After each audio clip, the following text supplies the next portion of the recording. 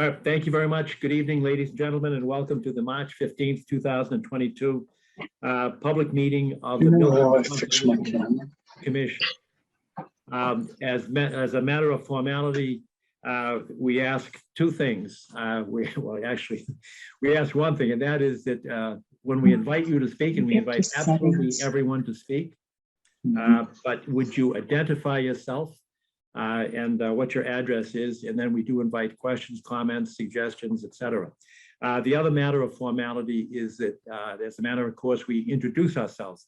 My name is John Kiernan. I'm just doing this by what I'm looking at on the screen. Steve, can you go first? Sure. Steve Ibis, Conservation Agent. Arthur, can you go next? Arthur Doyle. Hans, I see you next. Hans, you're on mute. Yeah, Hans Van Lingen, Conservation Commission member. Thank you. Wendy, you're next. Wendy Garpo, one of the commissioners. Tom Palmer, I don't see you, but I think you're there. I am Tom Palmer at Concom. Thank you and welcome, Tom. Welcome, Tom. Good to be here. And I'll try and fix my face. Okay, Wendy, you're next. I already went. Ingrid's next. Oh, I'm sorry, Ingrid. All right. You know what to do? Conservation member. All right, thank you. I think we've introduced ourselves. We do have a quorum. And I want to alert the public of two things. Number one, both number one and number two are items on the executive session agenda, and I will address that in a moment. But I want to repeat officially something I said before we started, and that is number 5 on the agenda, which is 648 through 652 Canton Avenue. That's the notice of intent. That item is going to be continued, so that if members of the public were awaiting that, I'm giving you a heads up that with the assent of the applicant and for essentially administrative purposes, that agenda item will be continued until the 12th of April for our next official meeting. And with that said, I would go to both number 1, and I'll read these off the agenda because there is a protocol that we need to follow. Item number 1 is executive session under purpose 3, that's purpose 3 of the open meeting law, to discuss the matter of Northbridge Communities LLC, OADR docket numbers WET 2022-003 and 005. That's the fancy way of saying that we're going to discuss the appeal of two of our orders, of the Conservation Commission that were appealed to DEP. DEP issued a superseding order confirming the orders of the Conservation Commission, and that superseding order has been appealed. And this is a matter in litigation, and it is my conclusion that to discuss this at a public meeting would be prejudicial to the Conservation Commission's adversarial position in the appeal. So therefore, that would justify a move to executive session for discussion. I don't expect it to be long. I would say at the outside, it would be 15 minutes for purposes of the public.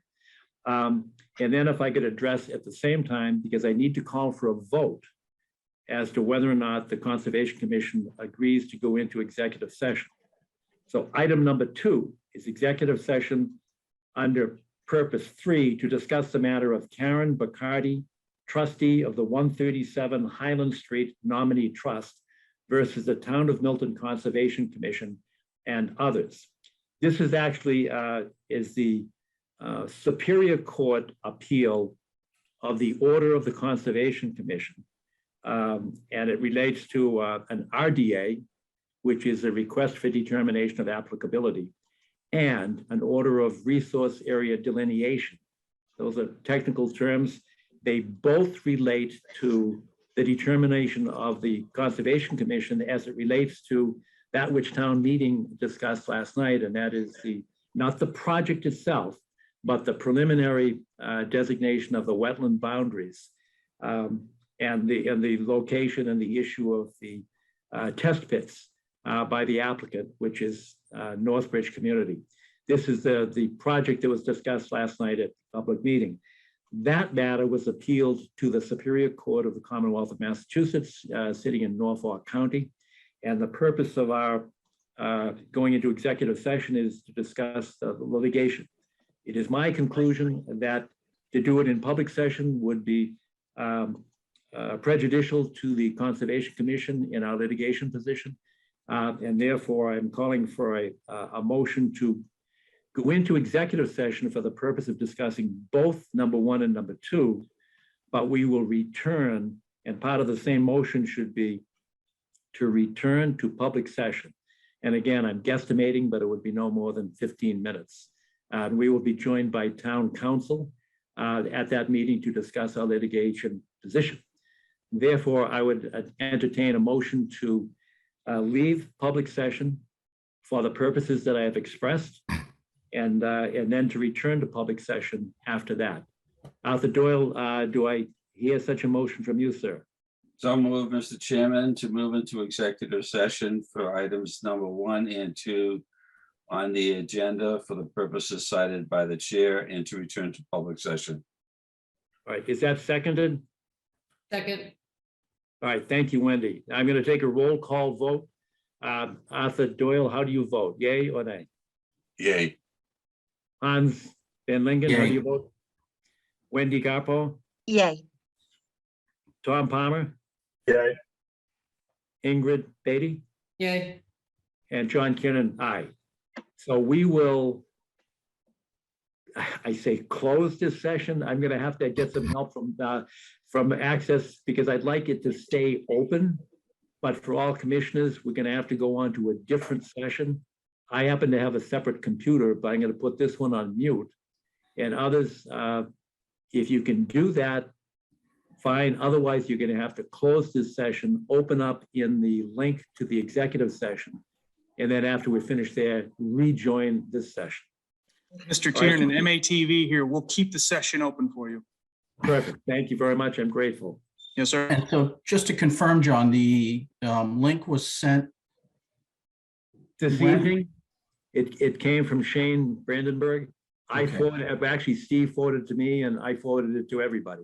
And Okay. that was done about, I don't have it in front of me, but about 5 o'clock. Steve, is that accurate? Yes. So you should have it, Hans. It went to everybody. Okay, Do you see it? I'm double checking right now. And Hans, you should have it twice. Once from John and once from Shane Brandenburg, I have it. Milton Access. Good. All right. Okay. Thank you very much for your patience, ladies and gentlemen, and we will return in approximately 15 minutes. Ladies and gentlemen, we have exited from executive session. I thank you all for your courtesy and especially for your patience in awaiting our return. It may take a moment for the commission members to rejoin. Steve is back in.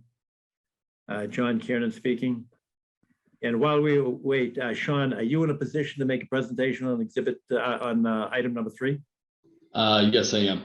Perfect. Thank you. All right. We'll stall a little bit and make sure that all the commission members get back in. I don't see Tom Palmer. I'm looking at my screen.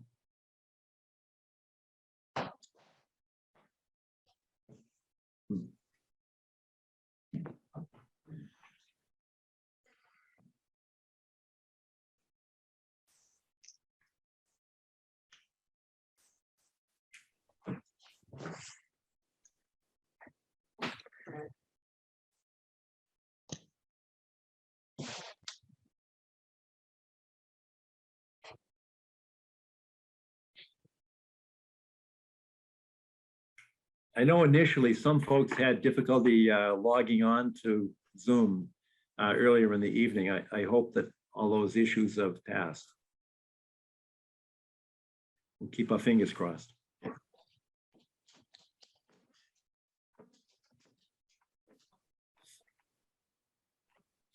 John, I just admitted 11 people. Oh, perfect. Okay, good. Okay. So people should be available.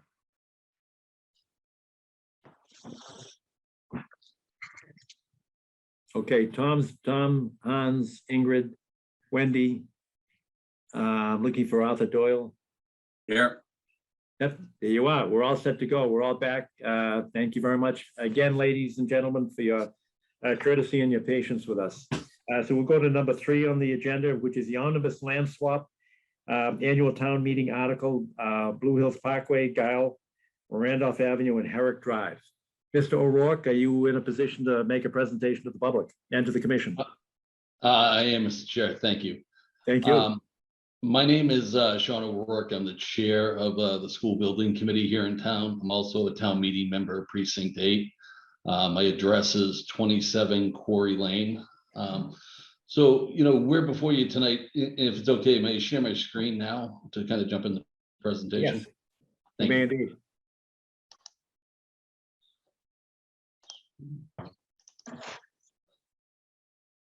And just confirm once it kind of pops through. Yes. Right, perfect. Let's make sure. So quickly, kind of what, us as a committee, what we're looking for tonight is to provide you some information on the article that we're proposing at town meeting, and ideally look for a vote of your approval. The kind of agenda that I'll walk through with this presentation is kind of brief introductions to who we are.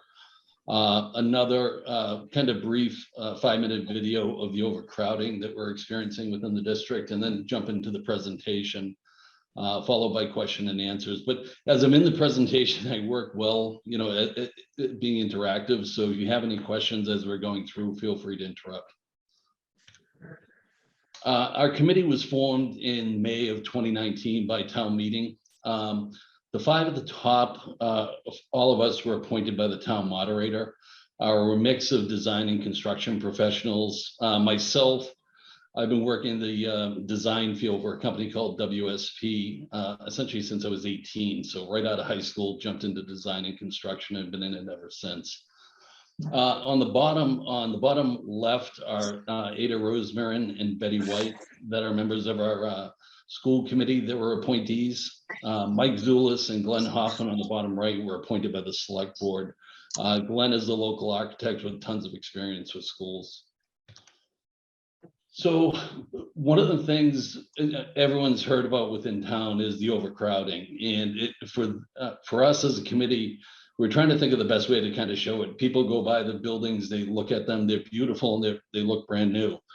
What's going on within the buildings is kind of what we're trying to do. So if I may just kind of switch over to the video and make sure, I learned this the other night, to share it with audio. So just give me 1 second. Share sound. And if you just confirm once it starts that you do hear the audio. Yes.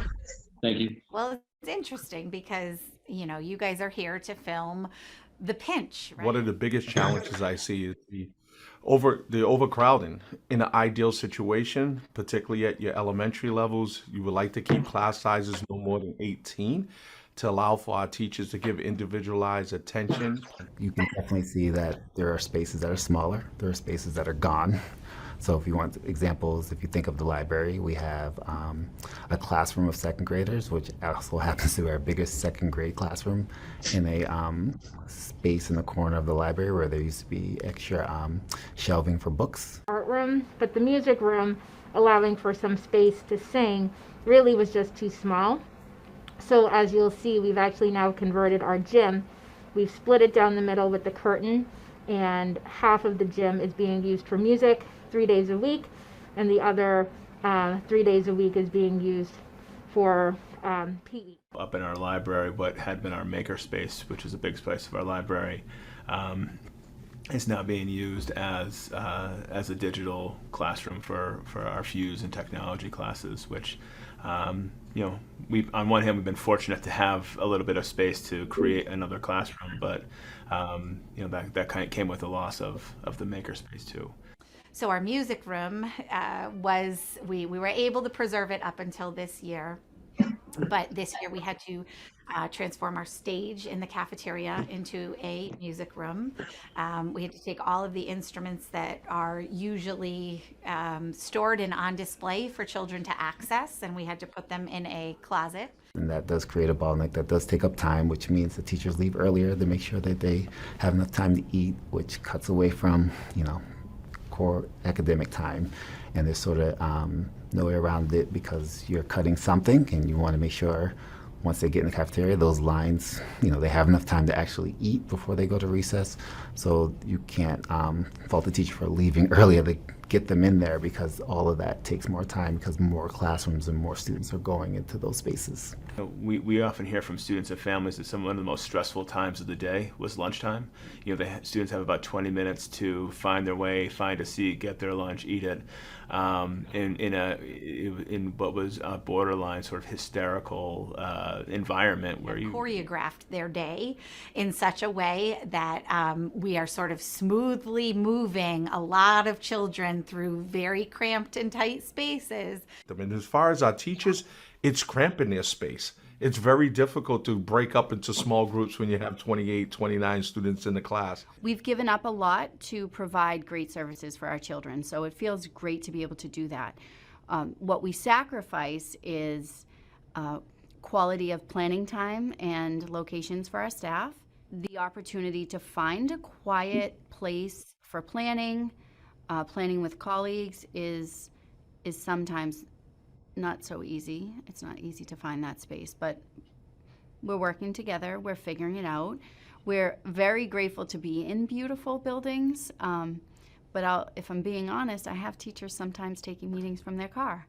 And when you look at the current enrollments in the 4th and 5th grade now that are nearing 400, ballooning the size of teams to 125, 130, 140, what your class sizes are going to be enormous. You're going to be talking about 28 to 30 students in most on-team classes. So math, imagine classrooms of math and English and science and social studies with pushing 30 students in there. We are continuing to grow, just as a point of note, when I started at Tucker, I believe we were at 350 students, and we're about 470. And that's just within, our 8 or 9 year time span. So we've grown, pretty dramatically, and I don't think people realize that. Have an issue that we have to confront in terms of our enrollment, and the status quo of both from school building, physical plant, as well as personnel and programming, are going to have to evolve with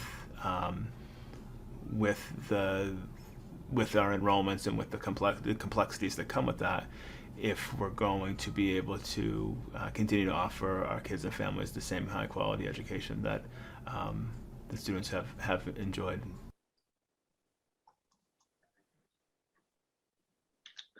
Thank you.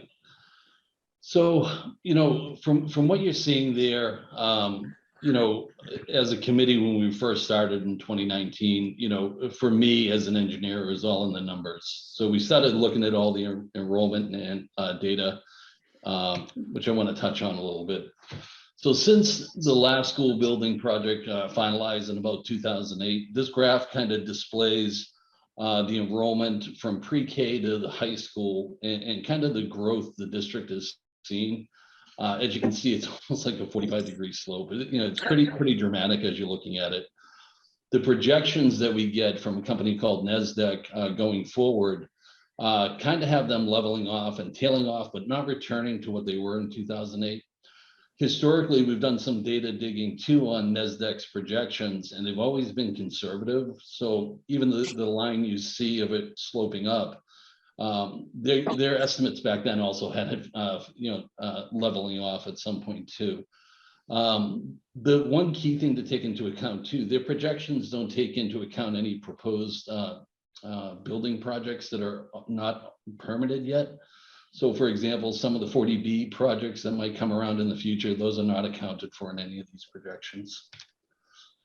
So myself, I try to look at things differently. It's just the engineer in me. So what I did here is this graph takes the data that we had And initially, we were just looking at the elementary schools. So this shows from pre-kindergarten to 5th grade, and it flips the axes around. So the axes on the vertical portion here are the grade years from 2007, 2008 at the bottom to 2021, 22 at the top.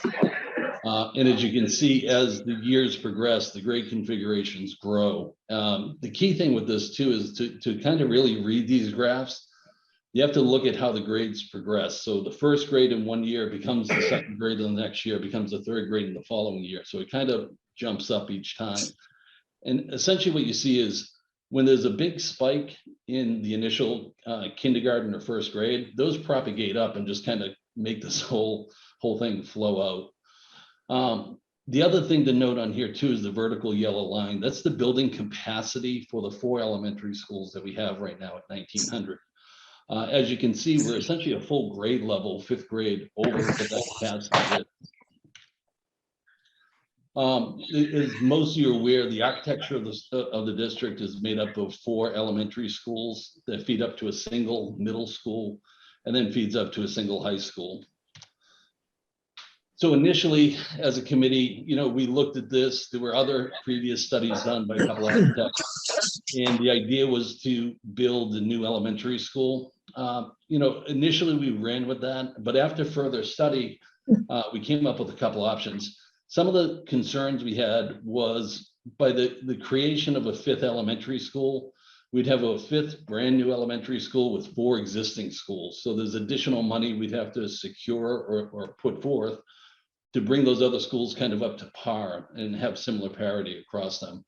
The other big portion of that too would be redistricting all the elementary schools. So what we're calling option 2 that we're looking at, these 2 options we presented to the school committee. We're hoping for them to make a vote this Thursday on which option they want to go with. But the option 2 that we're looking at is kind of our more favorable one right now and the one we're leaning towards. What this would do is create a new middle school that would house the 7th and 8th grade along with the preschool. The preschool and 5th grade would essentially be stripped out of the elementary school and brought up to the other levels as they get reconfigured. So the Pierce now also, which houses 3 grade levels, would now house 2. This option we actually like because it addresses the overcrowding at all levels, including the high school. So graphically, when we look at that last graph and apply that option 2 of, stripping out the 5th grade and the preschool, when you pull those numbers out, you can see the elementary schools will now drop below the kind of building capacities that we looked at. So that was graphical. Physical, what we did is look at how many classrooms the 5th grade currently takes up, and it's 16 of them. The preschool classrooms or the pre-K classrooms take up 8. So by freeing these up, it allows us to return some of the converted rooms that you saw in the video. So I should unmute. Back in 2019 also, the district had secured DRA architecture to kind of do a study of a long-term shortfall for the district. We went back and kind of compared those room allocations that would free up to it, and we checked all the boxes. So essentially, by stripping those two grade levels out, we addressed the long-term concerns. Site selection. So I'm sure if you guys have heard my presentations at town meeting, the main 2 questions that have come up since day 1 of this project is where is the school going and how much is it going to cost? Our focus for the past year has been on site selection to look at these. Initially, our very first step, which we hoped would be the easiest, is issue an RFP, essentially to purchase land to build a school. We had 0 responses to that, so it kind of left us in limbo. We talked with the town and coordinated with them. They provided us a list of essentially 107 parcels, which I'm sure you guys are intimately familiar with. 77 out of 107 of them, or 72%, were below 4 acres. So as you guys know, there are lots of parts and pieces around the town, but not one big piece that we could use. The remaining 30 parcels that were there already have the schools on them. They have parks on them. They're conservation land, which we'll talk about tonight. And then the remaining other 10 parcels are town hall, police headquarters, the cemetery. So it limited us. initially to outside of the RFP for land, we theoretically thought of, what can we do with this? And our first goal was, we looked at St. Mary's of the Hills. We approached the Archdiocese for a ground lease, but they were not interested. We felt this was our top option that would work, and it didn't. We fell back and looked across the street at Kelly Field, looking at that and saying, could we take potentially a portion of Kelly Field and convert it to a school? We didn't think the appetite in the town would be there to convert an active recreation field to build the school on. We did talk to the Archdiocese about St. Pius. They have a 3.5 acre lot next to their parking lot. And they were open to a 99-year ground lease, but the problem was the parcel was too small as we started looking at it. You'll see some conceptual drawings that we have later for our site, and you'll see that, 3.5 acres definitely would not work. We looked at the access road that we'll talk about as part of this land swap. The problem with that was topography, vernal pools, and some other ancient artifacts, as I understood it. So we didn't think that would be a workable portion either.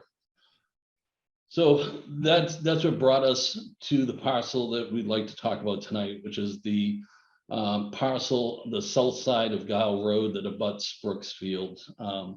It's parcel ID D656A. As part of this parcel, we've had BSC survey group go out and actually survey the land to get the boundaries of it right now. And also to help record an unrecorded land swap that was previously not done. So we've got that in motion with town council. So for the two options that we looked at, the first option of an elementary school, now that we kind of identified the parcel that we wanted, we engaged DRA architecture.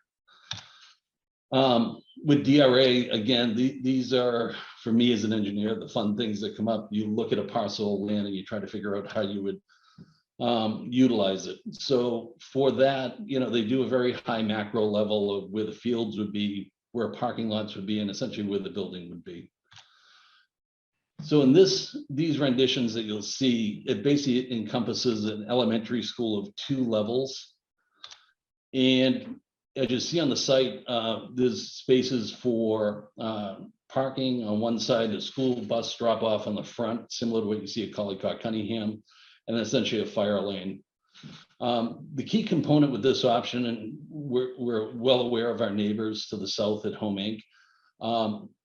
We're putting basically a solid wall of rooms on that backside. So there would be no active playgrounds, no parking, essentially no noise. And the other thing to keep in mind too, these are very high level conceptual drawings, just something to put on the plans right now for talking points. And what you see here is essentially the second level consisting of the library and other classrooms. Option 2 that we looked at was a middle school. The program for the middle school is a little bit larger, but the conceptual layouts are fairly similar. For the middle school, as you can see, it's a different layout as a building. This is actually a 3-story building. The first floor would house what we call the preschool wing. And as you can see too, the pickup and drop off are in opposite sides of the building. And basically walk through the second and third floor, which mainly consists of classrooms. So the article that we're putting forward this May town meeting is for an Article 97 land swap. What you see before you now is the text of the proposed article. It's basically broken out into 3 parts, as I understand it from town council. The first part is to take the parcel that we just looked at on Gile Road out of conservation land. The second portion of it is to petition the town to work with the state to develop the land swap. And the third part is to take the parcels that we've identified as town-owned land and convert them back to conservation land. So as I mentioned, the parcel D656A that we've talked about is basically made up of multiple sub-parcels per the survey that we did. The parcel or the hockey stick portion that exists north of Gile Road that's shown in dashed here, would remain as conservation land. The portion in yellow, which is about a 6.8 acre site, is the portion that we're looking at swapping out with additional parcels. So the first two parcels that we'd be looking at utilizing in this swap are two parcels that exist along Herrick Drive.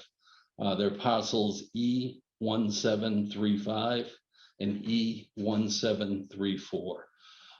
Together, they add up to a little under 3 acres, a little over 2.5, 2.6. Those parcels right now are abutted by another parcel that I believe is conservation land from talking with Tim Zawinski. So there's a unifying factor by converting these two parcels with the adjacent one to basically make it all conservation land. The other parcel is one that we talked about earlier that we looked at for the school, which is parcel ID I38D10A, and it's about a 30-acre parcel. But if you note on the maps, if you look at the Muni mapper, the GIS mapper for the town, this parcel has some red lines in between it, and it's currently already divided. So about 2/3 of it's already conservation land. The middle portion of this parcel is municipal-owned land, and we would like to use as part of the land swap. So essentially unifying that entire parcel to become conservation land. My last slide is essentially, just the simple math of what we're proposing tonight. We're looking to swap out, 6.8 acres of existing conservation land with 8.87 acres approximately of municipal land. And with that, I'll open it up to any questions. Thank you. Oh, thank you. Thank you very much. And I'd like to just make a brief statement to put in context this request to exchange land. I guess the first comment is that please understand that conservation land has different meanings to different people. The Conservation Commission actually protects resource areas that are defined under the state statute and state regulations, and is also defined under the town bylaw. So some land we actually don't have deeded ownership of, but nevertheless exercise jurisdiction over. Sometimes that's referred to as conservation land. The parcel that Sean O'Rourke has identified is the other kind of conservation land that we just happen to be the deeded owner of. So we have obligations to protect that as open space, but it's different from the defined resource areas that we protect under the statute. So there are two different concepts here. I just want to make sure that we're correct. Now, the parcel that was identified by Mr. O'Rourke actually does have some wet areas, but they're very limited. They're basically down the hill towards Kyle Road. And that would be still within the jurisdiction of the Conservation Commission, even if we gave up or swapped out the transfer. And I guess my second point is that there is a net gain to the Conservation Commission here in terms of we're picking up about almost 10 acres, and would be giving up on the swap about something less than 7 acres. So we'd have a net gain of about 3 acres. The third point is that back in 2014 and 2015, there was a proposal made by the Park Department in Milton to do a similar land swap. It was essentially to swap the Park Department land, which is closer to Pine Tree Brook, with the conservation land. And by swapping that, it was about we'd give up the 7 acres. We were only going to get 6 acres in exchange for that. But the purpose of it was to build a soccer field. So we looked at it, and part of the resource interests that we protect, and one of them is recreation. So we were essentially going from a passive recreation to an active recreation. So there were a number of discussions. There were site walks that we went and reviewed and inspected the land. And there was a general consensus developed at public meetings that we were willing to make that swap with the Park Department. We never did take a formal vote. There was some opposition in the town, and the Park Department dropped the proposal to create a soccer field up on the land that Mr. O'Rourke has identified.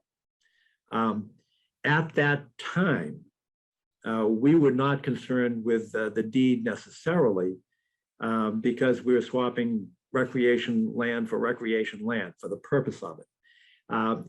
Most recently in this swap, we did take a closer look at the deed, and the deed has a restriction on it that from the Lamb sisters back in the 1970s that said that this land shall not have a building constructed on it.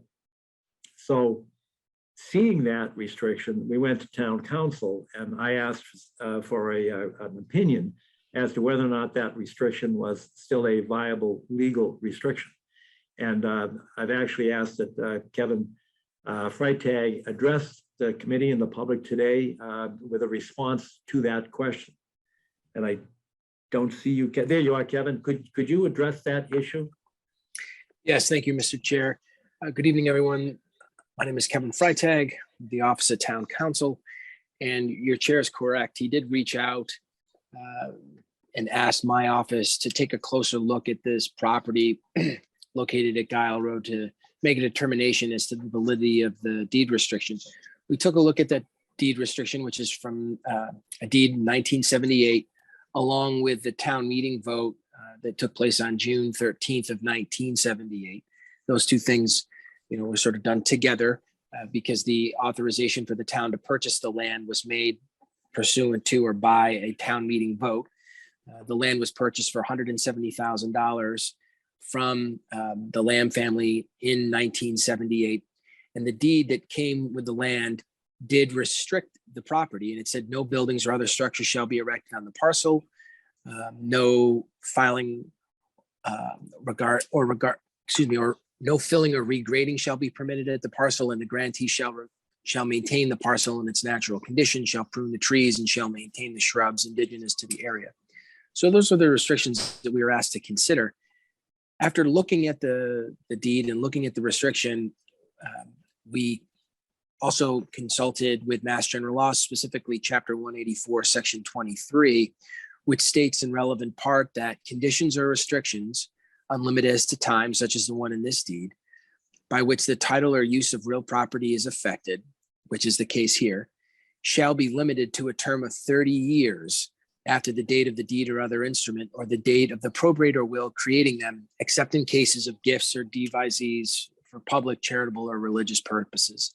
So in other words, Section 23 says that if you have a deed restriction that's not limited in time, which is the case here, it's only good for 30 years, unless it's made in connection with a gift or with a devise, which is something that takes place as a result of a instruction left in the person's will. Neither one of those apply here because, as I said initially, this land was actually purchased for $170,000 from the town, by the town. So it was neither a gift nor a devise. So that being the case, the deed in which the restriction is located is to be found, having been created in 1978. That 30-year time period lapsed in 2008, and thereafter that deed restriction was not enforceable as a matter of law, and to this day and at present is not enforceable as a matter of law. So it's my opinion that that deed restriction is no longer enforceable as a matter of law. I'm happy to answer any questions that your commission may have, Mr. Chair. All right, thank you. Are there any questions from commissioners? I have a question. Can you hear me? Yes, indeed, Mr. Palmer, go ahead. What does it mean to take a parcel, quote, out of conservation? That was a question to Mr. Freitag? Yeah. Okay. So I think that there's a couple of different things that you need to sort of define first. That there's the concept of land being protected by Article 97, which is a very broad category. And there's also the idea of land that's being that's held by conservation. Typically, land that's held by conservation commissions is protected by Article 97, which means that it's committed to public use and is typically for open, non-developed space. Parks, for instance, are the perfect example. So in order to take something out of Article 97, it requires a couple of different things, which are frankly, those are the things that are set forth in the article that you were just shown by Sean O'Rourke, which is that the town needs to first consider whether it wants to take land that is being used for park, for passive recreation, and do something else with it, perhaps change its designation or use to what's commonly referred to as general municipal purposes, which is sort of a broad category, but certainly different than parks. General municipal use could be like where town hall is located, for instance, or the police station. The second step is you actually need to go to the state legislature, and you need to ask the legislature to approve that transfer. And the legislature has to vote on it. Typically, that is done sort of in connection with advice that is provided to the state legislature through the Senate Council by the Executive Office of, I believe it's Energy and Environmental Affairs. That office is staffed by, among others, a number of attorneys, some of whom we've already reached out to talk to about this particular swap that's being proposed, because that office advises the Senate on whether or not it should in fact allow land that's protected by Article 97 to come out of the protections of Article 97. And that office is, for instance, where the current concept of mitigation of 1 to 1.5 comes out of, which is just to say that at present, if the legislature is going to move land out of conservation, it typically likes to see for every acre that comes out, 1.5 acres goes back in, which is what we're striving for, or what is being, I think, striven for in this particular instance. That's what is being proposed, in other words, is sort of that 1 to 1.5 swap. And so then it goes to the legislature, and if the legislature approves it, then the municipality is able to use the property for a non-park purpose. It's like, in this case, a general municipal purpose, including the construction of a school. So that's a pretty long answer, but I think, I hope I've responded to your question and sort of addressed the issue that there's a considerable process that takes place. There are a couple levels of review that take place. And at the end result is you have what was once parkland being used for something that is not at all a park, like a school building. Thank you. A little follow-up question. When you say the town needs to act, what does that Yes. mean? What does the town do? So the town acts by way of town meeting. So the article that would go to town meeting would say to the town meeting members, do you wish to take this parcel at Guile Road out of the protections of Article 97, and at the same time take other land that is owned by the town for general municipal purposes and commit that land to Article 97? So do you agree that swap should take place? And if the town says yes, then it gets kicked up to the next level, which is to the legislatures. Sort of think of like last night at town meeting, there was a special legislation to allow for an on-premises liquor license.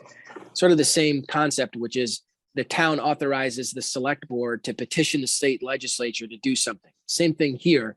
If town meeting says, yes, we think that this swap is a good idea, we approve it.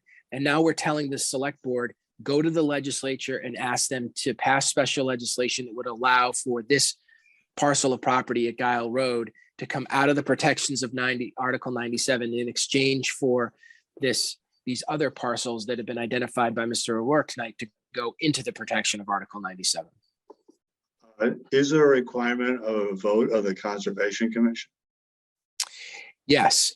The Conservation Commission, when it holds property like it does here, is required to vote that it deems that the property, that the conservation property is, I believe that the wording is that it's surplus and that it's appropriate to be used for another purpose. Again, remember that it's your vote can be conditioned, if you will, sort of on the concept of, we'll agree. For instance, the Conservation Commission may say something like, we would agree to designate this parcel as surplus or to be usable for another purpose, only if and when these other parcels that have been identified are transferred back into Article 97 protections and come back to the Conservation Commission.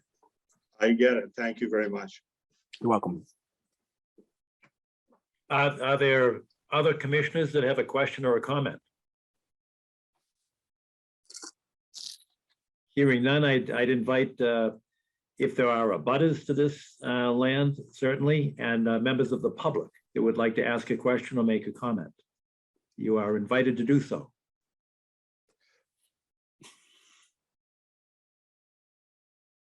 So, John, before we go any further, I do want to note that I am not a direct abutter, but I'm a close abutter. I'm on Blue Hills Parkway, fairly close to the property. So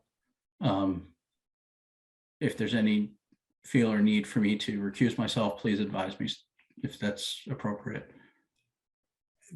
Personally, I don't think that you do need to. I don't think you're an actual abutter. I know you're close, but I would defer to Kevin Freitag. You may want to weigh in on that. I don't know if you know where Hans lives, but it's close, but I don't think you are that close. Yeah, Hans, the question is a little nuanced. There are sort of a couple layers that go into that. And I don't know that I'm in a position to sort of walk through that entire analysis with you tonight. Sure. But I can't. So if it's important enough that you would like to know if you can participate in the vote, you would certainly want to file a disclosure saying that notwithstanding your the location of your home, you still feel that you can be fair and impartial in the vote. And we would also walk through the second piece of that analysis, which includes things like whether or not your property value might be affected as a result of the decision that you're making tonight, and some other things.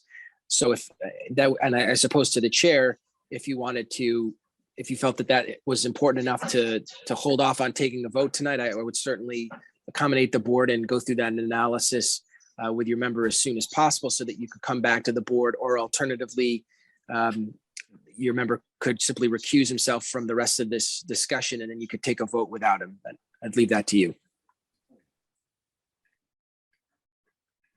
Any other comments from members of the public? Joe? Mute myself. You're on mute. There we go. I just wanted to ask Kevin, because it was. Just for the public record, could you identify yourself? Oh, yeah, I'm sorry. I'm Joe Modugno and I live on Blue Hills Parkway. I'm not an abutter. I mean, I'm on the street, not too far away, walking distance to this land. And I'm active with the Friends of Blue Hills Parkway neighborhood group. Who, we try to keep an eye on the parkway and see how we can, help it out. But I was interested in the question, is there any legal issues or any discussion in that literature on conservation around swapping buildable parcels of conservation land for unbuildable parcels? The parcels up there in those other areas, it's great that we have them. I didn't even know they were there. And I do have a question on one of them because I'm uncertain about something, but they're relatively wetlands, I think, and kind of swampy and this kind of stuff. They could never be built on. So for all purposes, they're really serving as conservation land anyway. Where this piece of land could be built on, obviously, would be a nice piece of land for a developer to get a hold of too, I guess. So that's a question that keeps coming up with some of the neighbors and this kind of thing. And I just wanted to clarify that land on Randolph Street, and maybe Sean can help me with this. Is that the town dump area, or is that the land where the artifacts are? Are we talking about the same thing there, the Randolph site? Is it essentially the same? Sean, do you want to respond to that, Sean? Yeah, that's fine. I was just waiting for you to call me, Mr. Chair. Yeah, Joe, as far as I live close to there, if you know where Quarry Lane is. So the parcel that's there is not, I believe, the old town dump. I've only been in the town for about 4 years. But the access road that leads up, it brings you back into that area. But the parcel of land is essentially across the street from the carriage house, if I had to give it a landmark. So if you were standing at the carriage house, crossed over Randolph Ave and kept going straight, that's basically the parcel of land we're talking about. Okay, all right. And the buildable versus unbuildable, I don't know if there are any thoughts on that. Mr. Chairman, I might be able to help on that. Sure. So, just in terms of buildable and non-buildable, I guess I would just say, never say never. There are, on Herrick Drive, my understanding is that there's actually 5 parcels there that that are not developed. 3 of them, there's 2 on Herrick, and then there's one that's actually on, I believe it's School Street, that's also not developed. That is conservation, but these 2 other lots are currently held by the land. They were taken by way of tax title. And I think the point that you're getting to is sort of the quality of the land that's being swapped. And that is something that the people, The equity of the land swap too. Right. Yeah. right. That's something that I know that the people at the Office of the Office of Energy and Environmental Affairs look at. They try to determine just that, just sort of is what's, for instance, is what's going into conservation all wetland and what's coming out all upland. Is it a fair swap? And in some conversations that I've had with that office, one of the things that they have pointed out is that the parcels that we're talking about are actually surrounded by conservation land, and that they view that there's some synergy to be had by adding taking these parcels that are not and adding them to areas that are, for instance, the property on Randolph Ave, that's a large parcel, only a portion of which is general municipal, is to be used for general municipal purposes. And so the idea is that by taking that piece that's general municipal out of that sort of general municipal category and into conservation, it sort of unlocks the entire parcel. Now the entire parcel is set off and it's all conservation. And I think that the same thing is sort of the concept that's being applied to the property on Herrick Drive, because you have the pond that's close to that, which is protected, and then you have these parcels that are up on Herrick Drive, which are also protected. But in adding the 2 parcels that are being contemplated, you now have sort of more of a connection and maybe a much larger, more accessible and useful property than you had before, when it were just these 2 sort of separated pieces on Herrick Drive. I mean, I just think it's important for people to realize, though, if the swap goes through, the Parkway is losing 7 acres of land, end of story. That's now green and open, and it's mature, and it's wooded with very large trees. And it was once part of an estate that asked that it not be built on. So, I mean, those are things we're thinking about and we're aware of. I mean, all the name changes and the kind of map changes, that's a kind of legal thing, but the Parkway loses 7 acres of land. So that's not going to be replaced in any way, and it'll be radically different. So I just want to emphasize that point, so. Point taken. Are there other comments, or does anyone wish to respond to that? Joe Sloan, I see your hand. But you're on mute.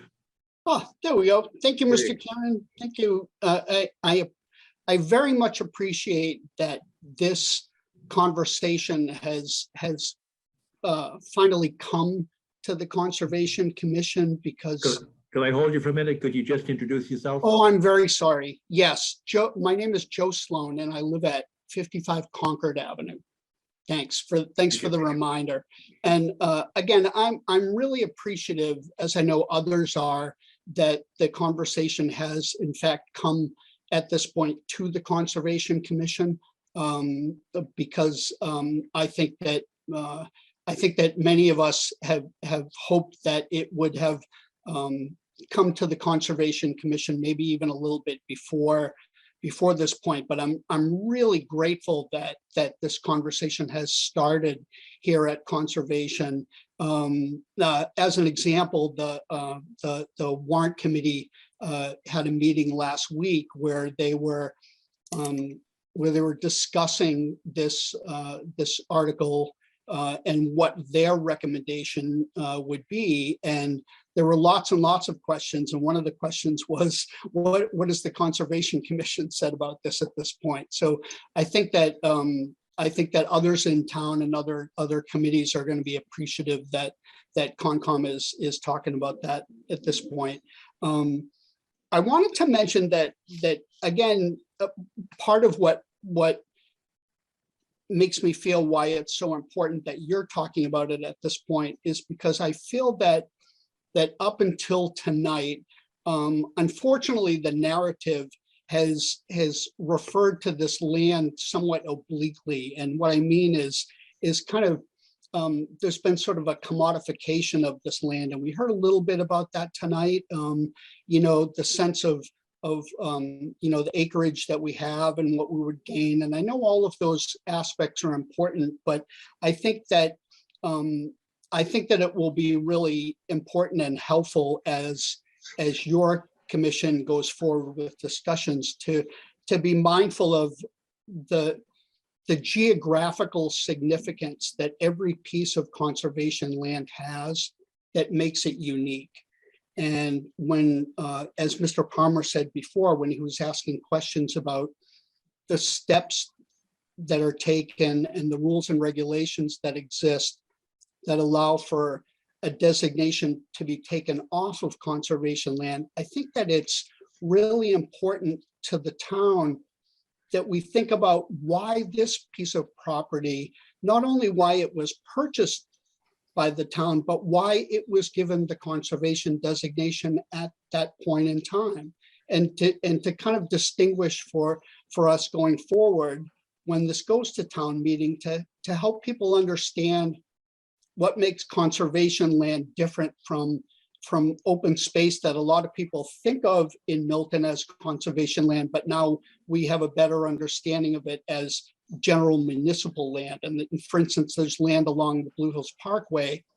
There's acreage that is not conservation land, but it's primarily wetland on the west side of Blue Hills Parkway. So I think it's really important as we go forward to understand that we're not just moving around little blocks on a page to try to make an equivalency, but that these properties all have significance. And to the point that Mr. Freitag made about the consolidation of conservation land, if you flip that equation over, as was pointed out, by taking a piece of land out of conservation status in the midst of the greater overview of what's along Blue Hills Parkway, both on the east side and the west side of the parkway, the Pope's Pond land, you know, conversations with our beloved John Cronin over the years explained that there was really some thought that was put into why that land was acquired and why certain protections were put on it. And I hope that that's something that the commission really gives some thought to going forward. Again, I appreciate your insights. Great, Joe. Thank you. Thank you very much. Other comments or questions? I bet there are some out there, so don't be shy. Well, can I just say one more thing? Joe made me think of it when he talked about the geographical significance. I think it also comes down to ecological significance, right? You know, what ecological purposes that piece of land serves, as well as public interests and that kind of thing. So, I mean, I think of the geographical as what it might mean to the neighborhood and to the community has had that available and that kind of thing, access, but there's also that ecological piece, which we're only really beginning to fully understand and value, I think. So that's all. All right, well, I think I thank you, Joe, and I think both Joes. I think you made some very good points. And I go back to something I said at the beginning. There are really two kinds of conservation land that we're talking about, some of which we protect anyway. So when I looked at this initially, I said, as long as there's a net gain, it makes sense, because there's a benefit, a real identifiable benefit to the Conservation Commission and the resources that we protect. And following our mandate, that's what we're looking for, a net gain. Joe Maduno, you brought up a good point there. Is it all wetlands anyway in the transfer? That is, are we getting wetlands which we would protect anyway, or are we getting uplands? Now, you used a different term. You said, is it buildable? Is it not buildable? And we have sort of a different charter. We look for the resource areas, and you can't build in the resource areas. You can cross them sometimes, but you can't build in them. Then we also have jurisdiction over the buffer zone. Sometimes it is buildable, sometimes it's not. So I would actually be interested in confirming that we're getting, upland area that otherwise would be buildable. And I think that's what Kevin was suggesting, that the executive office was looking at, to see if that's part of the net gain to the Conservation Commission in making this switch. Keeping in mind that this is all public benefit, public purpose. Right, The swamp is, for the schools, public schools is a huge issue for us. And so I think we're all supporting that. My understanding is that we're essentially getting upland that we would not otherwise protect under the state regs. And I don't have a map. I don't think we have a designation. Steve, you may be in a position to answer this better than I, but my understanding is that this is not wetlands that we're getting, but it's rather uplands or buffer that we're receiving. And Steve, I don't know if you've looked at the maps, and that might be appropriate to take a look at that to make sure that we're in agreement that there's a net gain to us. I understand it's a net gain to us, but I wonder if anybody could confirm that. And Sean and Brooke, I don't know if you have that data as to how much of that area up off of Randolph Avenue is uplands. I believe it is. I know there's a lot of wetlands there, but I think it's closer to the bend in the access road, because we spent a lot of time there when the golf course was first constructed. So I've got a good sense of where the wetlands are. I believe that the section that I've seen on the maps is upland, but I would like that to be confirmed.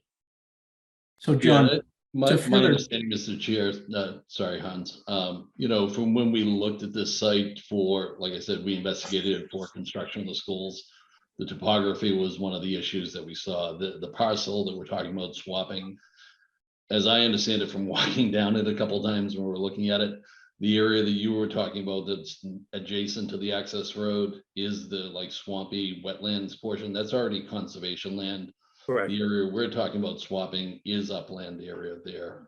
If you need me to, I could pull up the GIS map if you give me a second and see and put the topo lines on there. And yeah, that would be very helpful if you could do that. Yep. I don't want to slow the process down, and there may be somebody, while you're looking for that, somebody else may have a question or a comment.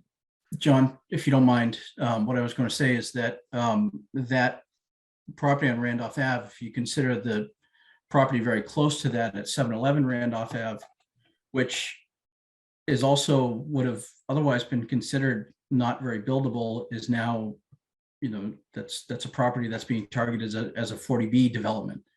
So where something is infeasible for a school, where we wouldn't even consider putting a school, that would make an excellent site for a housing development. So putting that into conservation does add significant value.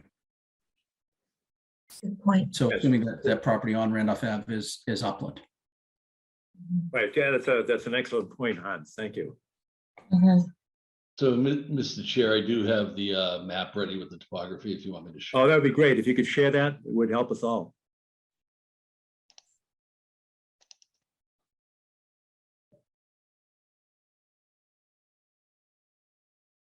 And just let me know when you can see it.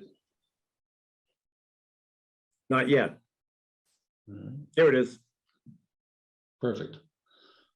So the boundaries of the area that we're looking at are within this red trapezoid or shape here.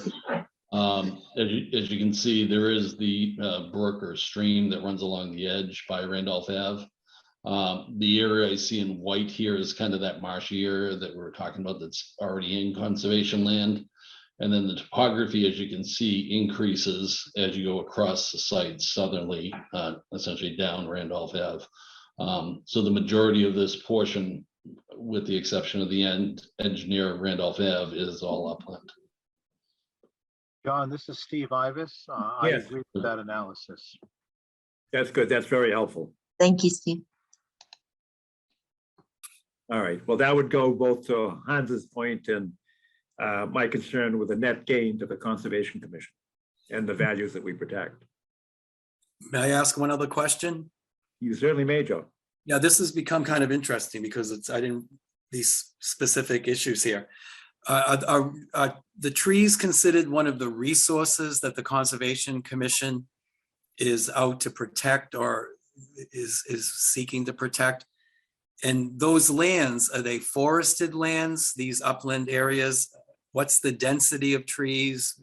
I'm just trying, are they open areas, or does any of that matter in the way of the quality of the conservation land, especially with CO2 issues and all that business?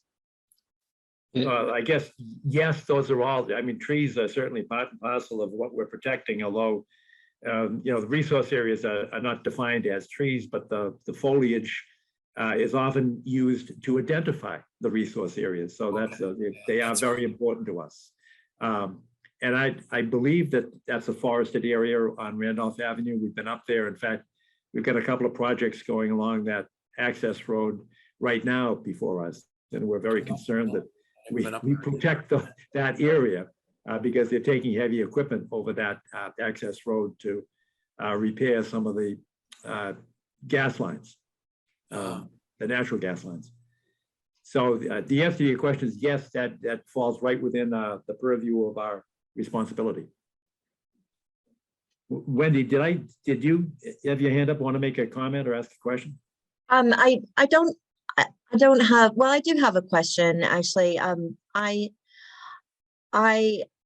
understand that there are a lot of economies and efficiencies of having multiple schools on a school campus sort of situation, including environmental benefits to having multiple schools in close proximity. I'm wondering if the proposed site is large enough that we would still be able to retain some of the green space that is so important from the parkway, views from the parkway, and maybe approaching the development of that site almost like a cluster development where we congregate the paved areas and the built areas in the parts of the parcel that are best suited for that, and keeping as much as we can green. Those are excellent points that I can add to that, my memory from 2014 and 2015, when we were dealing with the park department for a swap for their field, there are wetlands closer to, and they're not large, but there are wetlands closer to Blue Hills Parkway. So if you're coming up from the parkway heading towards the high school, they'd be off to the right where this land is situated. So we would have some jurisdiction over a project that was proposed there by the school department. They're not large wetlands there, but I believe there's a wet area. Sean, you may be able to correct me on that, but that's my memory from 7 years ago. Yeah, as far as the wetlands there, I have not, I've driven by the site multiple times. I've not, walked it, so I'm not as familiar probably as Mr. Madungo is. But, yeah, I mean, the part of us for this project, we're well aware of how precious it is to a lot of folks. And, we've met initially with the neighbors. We've had multiple forums with the community. I think we're up to about 4 right now. And part of it is we want this to be a working relationship. One of the things that our architect had brought up is, when we start getting into detailed design, of try to do a survey of some of the larger trees that are there and see how we can integrate them into this design to save them. One of the other portions that I found was kind of creative was there was a kindergarten built out in San Francisco, and they had to cut down trees for it. And what they did is they changed the kindergartners to kindergarteners. And what they did is take portions of the trees that they had to cut down and replant them in other areas. So essentially the tree would still live. I know it might not satisfy some people, but we're looking into alternative things to help, address some of the concerns that are coming up. All right. Arthur, did you have any comments or concerns or questions? Not at this time, Mr. Chairman. All right. Again, I invite you. You got one. Yes. Yes, I'd like to ask a question. Of course. Priscilla Hayden Sloan, town meeting member, precinct 10. I live at Concord Avenue, just up the way from the Parkway. I think one of the things that we learned last night at town meeting was how important it was to understand as specifically as possible what a wetlands designation would look like on a piece of property that's being identified for development. I'm referring to the discussion of the memory unit property last night. And I'm hearing a lot of uncertainty in our conversation this evening about the portion of this property that is wetlands. And I wonder if we might ask for the Conservation Commission to have their agent look at the land and identify most specifically what is wetlands, how much of the property is wetlands, and what measures would be taken to protect that area of the property should we vote to go forward. It feels to me like we don't have enough specific information, and given the length of time of the conversation last night at town meeting, that we might be much better prepared if we could have that assessment done before the town was asked to vote on this item. Thank you. Those are very fair points, and they're reasonable, but let me just go back to sort of the basics. The more wetlands there are on the parcel of land, the more control the Conservation Commission will retain. Because when the project, and there is no project right now, but assuming that the land swap takes place and there is a project that will come back before the Conservation Commission. So actually, the more wetlands that are there, the more jurisdictional authority we have over the project. And that goes to Wendy's point, and that was, how do we come up with a school campus that actually, fits into the environment, and how do we protect the resources if and when the project goes forward? So actually, great points. And I don't think that the area is large, and that's just my memory from 2014. But the larger it is, the more authority we have over the size and density of the project. Thank you. I appreciate that explanation.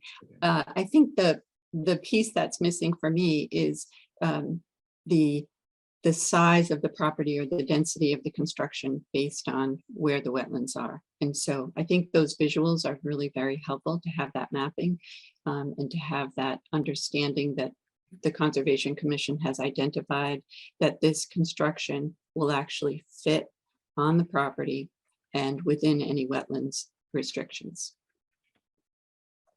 Understood. I think what Sean showed to us were simply conceptual drawings. Those aren't actually project engineering drawings, but that's still a valid point. And I don't know if let me turn to Steve. Is that something that you could do quickly? We have a May town meeting, and we certainly have to make a decision by that time. But we have one more meeting. Actually, we may have more than that. But this is probably the easiest format for getting the public together, even if it's by Zoom. But we have a meeting in April. Steve, how long would it take you to take a look at that land? There may be some delineations. I know they would no longer be valid. They'd be on the 3 years, but there may be some preliminary delineations back in the file from 2014 and 15. I could do that work quite soon, John. Much before your April meeting, your April conservation meeting, okay? All right, well, let me look to see if there's a consensus. Would members of the commission feel more comfortable with that data before taking a vote on this. And if I could speak, Absolutely. I would suggest that before we make any decision about this parcel, we should go there as a group and look at it. Maybe as part of a public meeting. So we really know what we're doing. If we all see it and walk over it, then we're not working blind, so to speak. And it might even be a good idea to look at the swap parcels too, to see if we think that the swap is appropriate. Fair statement, Tom. I think maybe we could do all of this at the same time. If Steve can get out there and delineate if there is any area, and again, my memory might be foggy, and I know it was not a large area, but it was closer to the Parkway. If we Yeah, could do that and have a site visit. Yeah, Joe, you have a comment? Yeah, can I comment? Because I go down there regularly. It's not a huge area, but there's actually there's a pond in there. There's a small pond where spring peepers and breed and spotted salamanders. I've seen frogs, toads around there. I think it depends on what time of year you go down there to see how far in the water goes, the muddy areas, the ferns, that kind of stuff. But it's as you said, John, and someone else, it's on the Home Inc. side. If you're coming up the Parkway on the right, the lower right corner, of course, the land begins to rise up after that. So there's a chunk there. I wouldn't say it's huge, but there's definitely a wetland area with what looks like a permanent pond. I don't think that pond ever dries up. I don't think I've ever seen it dry fully. So the thing is, I mean, those breeding species, of course, and now I feel like the guy who was defending the spotted owls, years ago, they do need room. They use those upland areas, of course. That's where they actually live. They come down to the water to breed, as you know. So I'm always concerned about how much habitat we're taking away from these breeding amphibians in particular. It's not just the waters we need to protect. We need to protect the areas where they actually spend most of their time in the leaf mold and all that business. So, and maybe that's where Mr. Ives, is it, or Ives? It's Ives, I-V-A-S, Joe. I'm sorry, can offer some insight. Sure, but my comment, very reasonable insight that you've given, but my comment is the same to you that it is to Priscilla, and that is, I don't think it's a vernal pool because you said it never dries and a vernal pool has to dry. But if you're describing resource areas, that gives us more power and more authority, even if we don't own the land. Because when they come back to us as a project, and let's say it was a vernal pool, I don't think it is, but let's say it was. We've got, the town bylaw would prevent any disturbance within 100 feet of that. So even if we gave the land away, we'd still have authority over it to restrict the development in the area adjoining it. John, there's another layer that needs to be considered on top of that as well. Conversion of land for Article 97 is a mandatory trigger for MIPA review. So that's a statewide review process that. Oh, wow. Yeah. So I mean, it's not something that's done quietly at the town level. I would advise anybody here to go onto the the MIPA website, so to look up what the thresholds are and the type of opportunities there are to comment and those sort of things, and the project would have to complete the MIPA process before it could be considered for Article 97 purposes. So this isn't, and so again, this isn't something that can quietly be done at the town level. Understood. That goes to my point that I'm looking for the net gain here for the Conservation Commission. We're getting extra land, but we're not giving up jurisdiction because we don't have the authority to do that. Our charter and our mandate is to enforce the State Wetlands Protection Act, and that doesn't go away even if we don't own the land. So all good points. Arthur, were you going to say something? I just was going to confirm, so Steve is going to do a good, a look and a designation of wetland. Yeah, Yes. I think that's a great idea, and it matches Tom's request to go out and see it. Some of us have been out there to see it going back to 2014 and 15, but it's always good to return to the scene, so to speak. And if some of those were not present during our original discussions about a land swap, then it would give an opportunity to all commission members to see it firsthand. So I'm looking at the calendar, and I'm wondering, and for the public's benefit, we typically meet on a Saturday morning, sometimes at 8 o'clock, sometimes at 8:30, depends. Sometimes 9. Right, that's an old inside issue for us as to when do we start, but we do it on Saturday mornings. And it's a public meeting, and it's subject to the open meeting law. And we invite all members of the public to do that. So let me go around to the commission, and I just see you, Arthur, because you're the top left-hand corner of my screen. When are you available or not available on the next few Saturdays? And it must be done before April 12th. Is it Mr. April 12th? Chairman, I'm checking the calendar right now, and I just wanted to say that the timing is important in a couple of respects, not only with respect to the April 12 meeting, but mention was made of the May town meeting, but preparation is to be made beforehand for the warrant committee as well. So I just want to reinforce expediting the site walk. If I can only get my calendar to work.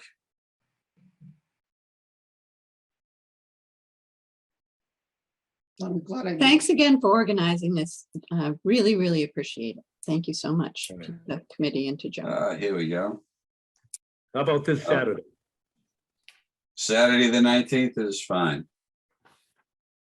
All right, Hans, Yep, that works for me as well.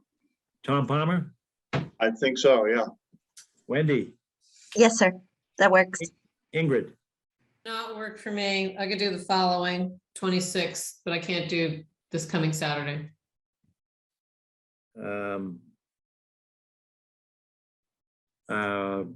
well, let's go back and try the 26th. How does that sound to you, Arthur? Okay. Hans, Same. Tom Palmer, Good. Wendy? I'm good with that too. All right, and Ingrid's good the 26th. So Saturday morning, Wendy will compromise, 8:30. How's that? Thank you. Yeah, all right. Saturday morning, the 26th of March. And if we can meet on Guile Road in that area, I think there are some parking spaces in that area. You can park on the parkway. It's okay to park on the parkway. Whatever, I just want to get away from the traffic so you're safe, but we could walk down or we could walk up or we could walk both ways. It won't take very long, but let's plan that as a public meeting. We'll announce it, we'll produce an agenda for it, and it will be a public inspection of the space. And Steve, can you do that delineation prior to the 26th of March? Yes. Done. All right. Awesome. Then we'll adjourn this part of tonight's agenda until the public meeting on the 26th at 8:30 at the high school. All right, and Sean, I should have asked you, are you available on that morning? I'll make myself available, no problem. All right, perfect. And I'm available as well, John. All right, great, thanks. Yeah, Steve, I should have started with you. Okay. Okay, I figured I'd tell you anyway. All right. We love you, Steve. All right, thanks all. Then we'll adjourn that until the 26th, and we'll move on to the next item. All right, thanks all. Thank you. We now go to and Kevin. I didn't even thank you for putting this together, Kevin Freitag. Thank you very much. You're welcome. Good night, everyone. Good night. Good night, Kevin. Good night, Kevin. Thank you. 705 Hillside Street. Steve, do you want to make the presentation, or do we have somebody present for that? I think we have, Josh, are you out there? Is it Josh or Nick? That. I'm sorry, Nat. Thank Yeah, you. no problem. Yeah, hello, everyone. My name is Nat Tipton. I work as a project manager with the Massachusetts Department of Conservation and Recreation in their architecture section. And so tonight I'm with Patrick Grime of JM Booth Architects and Jim Jackson of Park Corporation. And I'm just going to give a quick intro on the Hillside Stables structural repairs project, then hand it off to Patrick and Jim for some further details. All right, Nat, can I hold you for a second? You bet. Steve Ivas, are you able to take down there it is. Okay, perfect. Thanks. All right, go, Nat, I apologize for interrupting you. No problem. So one thing I just wanted to mention quickly is that I am a person who stutters. So if I have a block, I just ask for your patience. So appreciate that. So why is DCR doing this project? So this is a building that we know as the Hillside Stable Building. It's also known as the Broderick Stable Building, and it has some, what I think I would characterize as some fairly urgent structural issues on the west side of the building that need to be repaired. So the building itself is a historic building. It was opened in 1899. It was designed by an architecture firm known as Stickney in Austin, and they were the architects for many of our older buildings in our park system. This issue on the west side of the building, we have it currently held up with some temporary supports that have been up there for about 5 or 6 years, and these were never intended to be permanent. So we are feeling some urgency with this project just to get the repairs done. And then also with these structural problems, we have to tightly control the access into the building, and we aren't able to have horses in the building. We haven't had horses in there for about 20 years, I want to say. This whole project started in 2019 or so, and the original intent was to have horses, was to allow horses to return into the building. Our mounted unit uses horses to patrol trails in the Blue Hills and elsewhere, and it's a great opportunity to connect with users of our park system. But the costs for the project quickly escalated, and last August, our commissioner asked us to prioritize completing the building structural repairs, just to put the emphasis on trying to save the building. So there's with the project, there's a lot of internal and external work on the building itself, but I think what the commission will be most interested in is the stormwater management work that we're doing on the building's west side. And it's important because a lot of the structural problems that we have are a result of poor stormwater management. So I will pass it off here to Patrick and Jim here. All right, thank you. Hi there. Can you hear me? Yes, indeed. Yes. Great. So my name is Patrick. Like Nat said, I'm from J.M. Booth and Associates, the architect working with the DCR for this restoration project. I'm going to share my screen. I have a few pictures I just want to walk you through just to give you some bearings on the project. Can everyone see that? Yes.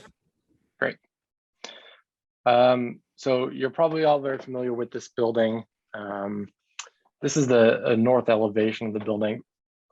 Three points I want to make about what our project is. We're restoring the historic nature of the exterior of the building, both on the northwest and south sides.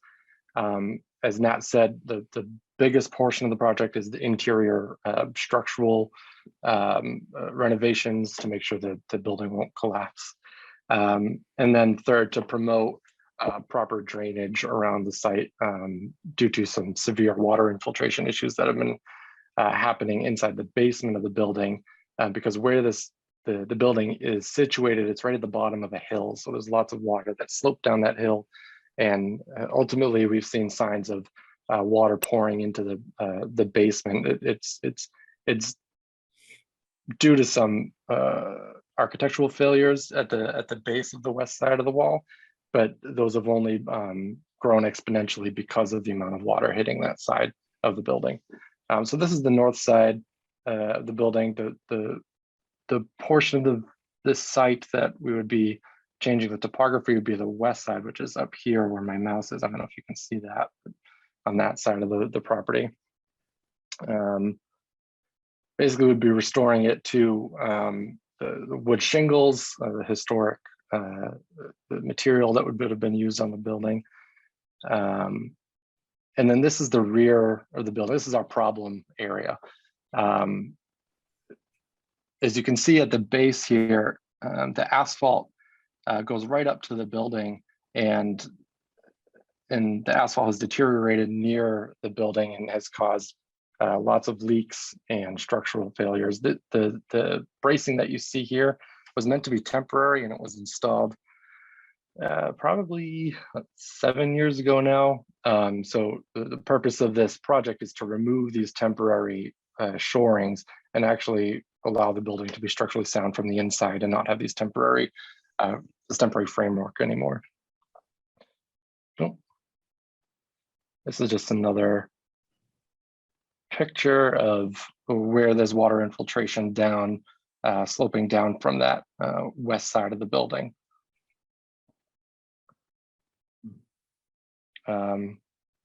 Just want to show you an interior shot of what we're looking at on the inside.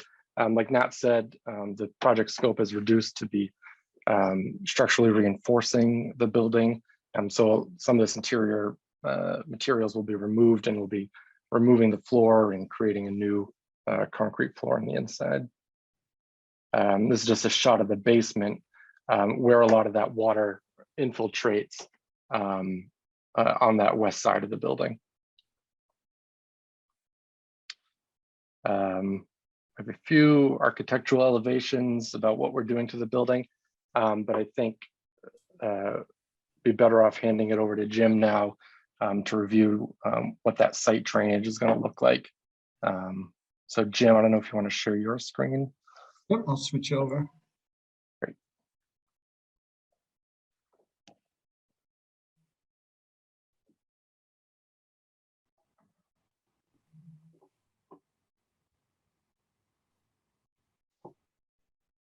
Did my screen come up all right?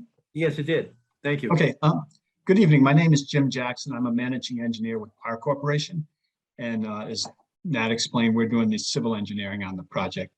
So I just wanted to start off with the existing site plan.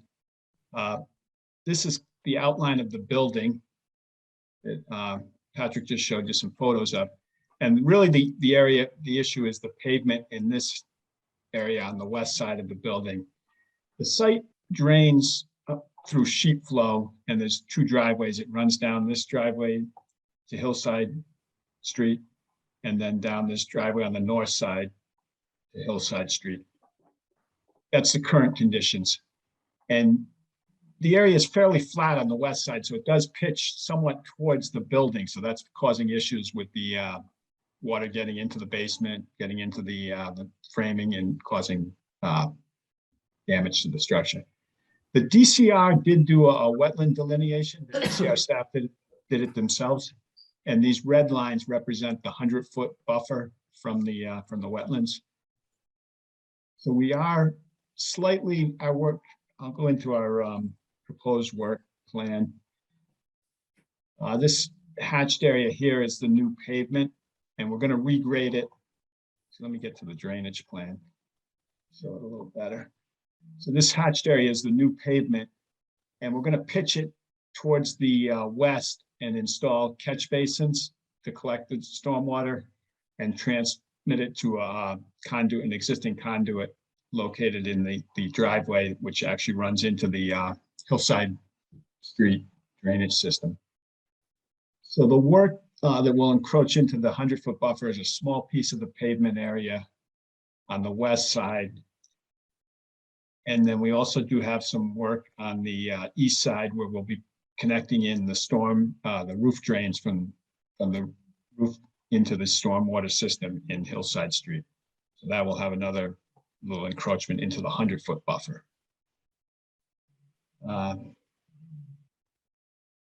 Leave that pretty much shows everything. Right now, there is a paved area on the west side that we're thinking about taking out. So that's inside the 100-foot buffer. But what we would do there is we would remove a paved area and plant grass there. So it would be an improvement within the 100-foot buffer. And we could, if you didn't want us to go into that 100-foot buffer there, we could avoid that work. But we feel it might be an improvement to the existing conditions. So there'll be some minor grading on the west side to just kind of collect the stormwater that's coming off the hillside and convey that into the stormwater system. So we're not putting more water into this west side pavement that impacts the building. We will also have a stone French drain system running along the edge of the building to any water that does come off the building will go into that drain and then collect into a pipe and into the drain system. So further improve that west side so we don't have the continued damage to the structure. And that's pretty much what we're showing for the drainage. If you have any questions, we're available to answer them. Jim, I'd like to just add that I was out there with the DCR staff and looked at the delineation of the intermittent stream, which is further to the west and uphill from there. And I should let people know that the intermittent stream runs into another culvert, which is directed underneath the parking lot, I think, and into the Hillside Street drainage system. And then this other line on the left-hand bottom of the screen, that's a line that shows where the culvert or the Hillside Street drainage system exits and heads down to the little meadow there. And then the right-hand lane is across the street as well. And it's an area that was filled by the DCR many years ago. I'm not sure what they were planning there, but there's a filled area that's actually behind a wetland. And I think the wetland is there because water just gets trapped in that area and stays there all year round. And I looked at all the flagging, and the flagging was, in my opinion, very appropriate. Well, my question is, this is on our agenda for informational purposes. It sounds like a great project. We were actually there. Now you're going to have to help me out. Was it 7 or 8 years ago? Because I remember, discussing some of the renovations to this barn. Yeah, the renovations have been going on since, well, we've been involved since about 2013 or 2014. So there's been a few different phases. This is phase 3, I think, for us at this point. All right, well, it was then, or it appeared to be then, a great project, and it appears to be one now as well. My question to you is, it's a simple task and it's not a bureaucratic obstacle, but why don't you file an RDA? Because you did trigger the jurisdiction both on the west side and the east side. So it's technically within our jurisdiction, and an RDA is a simple and quick way to do it. It seems to be appropriate. If you can scroll down so I can see more of the west side. You said there's an area there that you'd like to remove some pavement and plant grass. That's a great idea.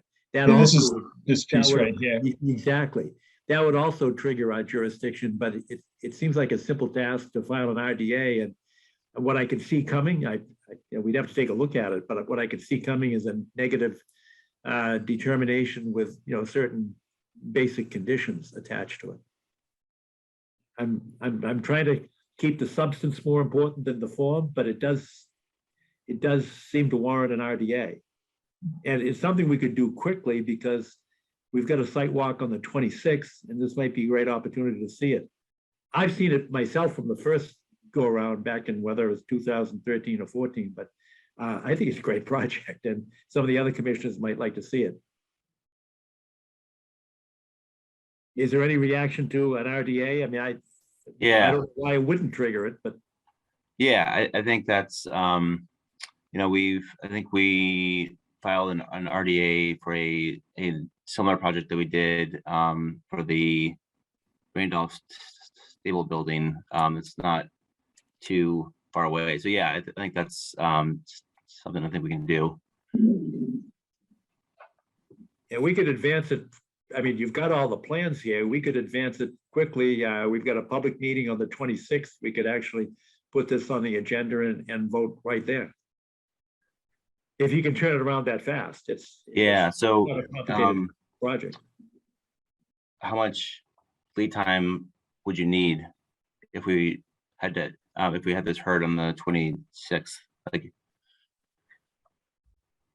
We'll need at least 2 weeks lead time for the necessary process, newspaper ad, et cetera, et cetera. About 2 weeks is what. 2 weeks, okay. So our next meeting is next nightly meeting is the 12th of April. So we'd need it pretty much very close to the 26th. Oh, 26th, okay. I that's should the say deadline. that I also just emailed Ali Akandi a couple of additional things that probably should be on the plan if you're going to take it to an RDA. Okay, and she has Okay. that information. Just a couple of small things. You know, legend, for example, of what, you know, what the dotted or dashed lines are, legend of where the stone French drain is, et cetera, et cetera. Just a very simple legend is all we need. Yeah, we can do that, I think, yeah. I think you need a bar graph as well, a bar scale. It'd be nice to have a bar scale on if it's not there already. Oh, there it is already. Thank you. Yeah, just a couple of small things on the plan would be very helpful to anybody. Yeah, I did, Steve, thank you. I did see your diagram with the notes and the request to Ali to do that. But let me put it out to the commission. If we put it off until the 12th of April, it doesn't seem like a complicated issue and it looks like a great project. Is there any interest in putting this on the agenda just for a view on the 26th? I've There seen is, it, so I yes. don't need to Yes, go, but please. somebody else might like to see it. I would, yeah. I would too. also. Perfect. Then can somebody meet us out there on the 26th? We'll probably be 45 minutes or so at the high school. If we start at 8:30, we could certainly be there by now, whatever, 9:15, 9:30. You think the high school is going to be that quick? There's not You a really lot- honestly think? Yeah. There's not a lot there. It's woods. Maybe I say that because I've been there. I grew up around there, so I know it pretty well. I have some things I want to show you at that site. All right. So you think an hour, Tom? Would that be okay? Yeah, that, I don't know, how many people will show up and want to ask questions? I don't know. I don't know. 20? It could be, that would be a lot, but you know, it's our meeting, right? We can start and end it. We think we have an hour, we'll do it. Well, let's do it in an hour. I think an hour would be sufficient. So let's make this site visit at 9:30 then. All right? And We'll be there, yes. It's relatively close by. All right. Then Nat, can you or somebody meet us there? Yes, I can do that. Perfect. All right, then we'll continue. This is just informational meeting, but we'll continue it until the public meeting on March 26th at 9:30 a.m. That's a Saturday morning for the public. Thank you. Thank you. Thanks all. Thank All right, you. Thank you. Next on the agenda, as written, number 5 is notice of intent 648, 652. That is the project that I announced at the beginning of the meeting that we've continued with the assent of the applicant until April 12th. And I hope nobody missed that announcement and so that waited around expecting this to go forward because that was continued early on in the meeting. Number 6 is a request for certificate of compliance at 175 Governor Stoughton Lane. That's the Milton Woods. And Arthur Doyle, I wonder if you could take over. And for the public's benefit, I have recused myself from this project from the beginning, and I shall do so again. Is there anybody that can text me to call me back in? I Wendy, will. Can you? I will. Perfect. All right, thanks. So I will simply walk away. I'll put this on mute. Okay, thank you, Mr. Chairman. Steve, do we have somebody representing Governor Stoughton, Milton Woods on item number 6 for the certificate of compliance? I think Dave Farrar is online. Are you there, Dave? I saw him earlier. I'd rather not do it without him, frankly. Can you see the screen? I can see the screen. I can't see. Let's see, participants. Let me go and see what I have on that list. Sure. I will do the same. It was,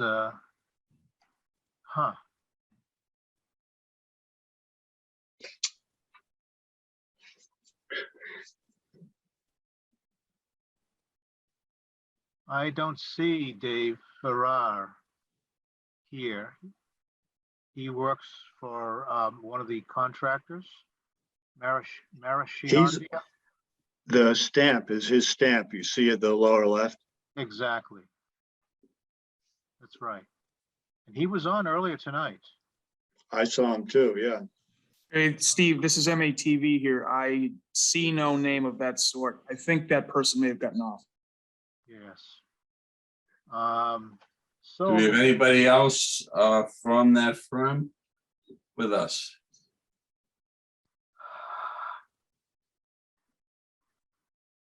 I do not believe so on the participant list. Anyone that is on that list, if you click the raise hand function, an icon will come up and we'll be able to promote you or allow you to speak. Yeah, I don't see anybody. And this is a pretty complicated project, Mr. Acting Chairman. I would rather not try to represent the consultant and the owner of this project. Well, let's defer this to see if anyone comes on.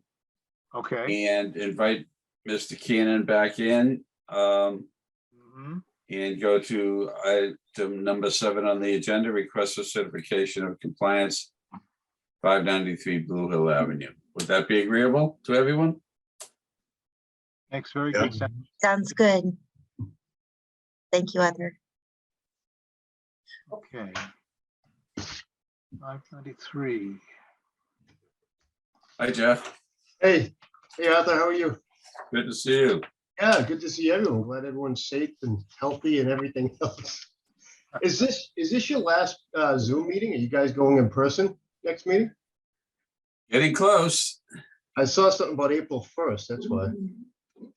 Yeah, but we know that's April Fool's Day, right? Good.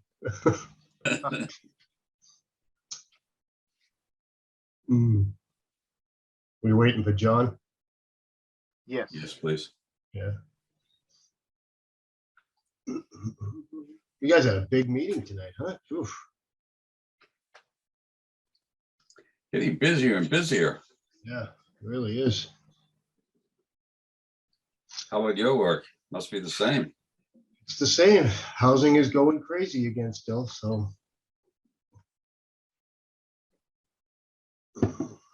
Guess the alternative is no good, so. What's the supply chain impact these days? Yeah, the Thanks, building Wendy. department's still hit. I mean, it's building supplies are still a mess. As are utility supplies, Jeff. What type of utilities? Water utilities. I'm a water. Oh, John's here. Okay. Oh, okay. We were just calling you, John. So Yeah, thank you. nice to have you back with us. You were heard that. ignoring me, John. We really whipped through that one. Got to item number 7 because we did not have a representative for item number 6 at this time. John, So we're deferring it to see if somebody comes back for that. All right, agenda great. item.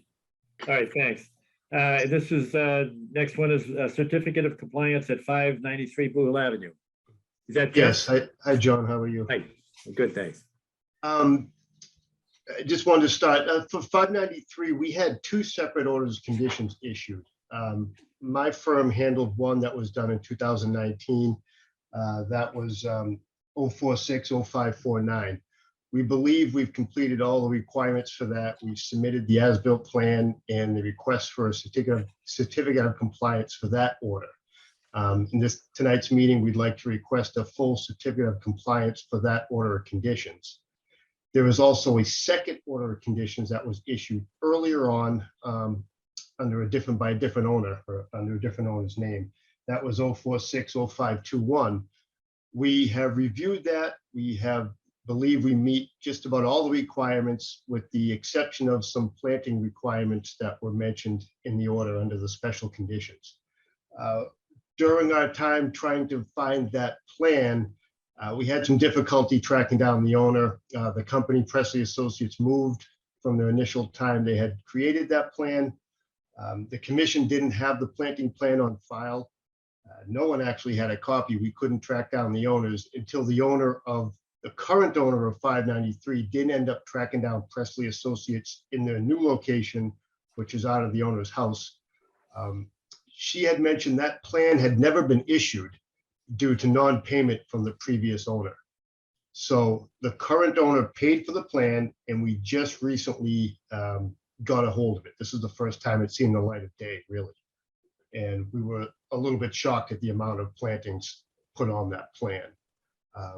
So our request tonight is that if we'd like to get an order of conditions issued, a certificate of compliance issued for the most recent project, a full certificate of compliance. And we'd like to ask the commission for a partial certificate of compliance on the older order of conditions, so we could address the planting plan at the next meeting. And we'd like to request maybe a reduction of some of these plantings, kind of look at what's already out there today, and just to see if this is really necessary at this level. So that's what our goal is tonight. The owner is also willing to put up a bond to make sure this does happen. And the good faith effort that we would actually move forward with some type of plantings, but we just like the opportunity to be heard by the commission to, I don't know if anyone had a chance to look at this plan, but it's really over the top planting plan. We think is a little bit overkill for a single family home. So, Mr. Chairman, maybe we could start with a motion to accept the request for certificate of compliance DEP file ending 0549 for 593 Blue Hill Avenue. The date on the engineer's stamp is 27/22. Yeah, and just by way of a disclosure, I've talked to a number of people about this, and I know that the lender is desirous of having a certificate of compliance, and I understand that it's close to or perhaps even past the closing date. So I've had a number of discussions about a holdback or an escrow arrangement. Number one, this is actually on the second one, so I'm not ignoring your Arthur, your suggestion that we split it, and I agree with splitting it. But just to give the disclosure of both of these together, with respect to the second component, the landscape plan, I understand that there is a bid for the landscape in the amount of $44,000. And the lender has required 1.5, well, it would be 150% of that as a holdback. So that would be $67,000. And I understand that there is a $67,000 holdback based upon the bid of $44,000. But that holdback is only good for 90 days.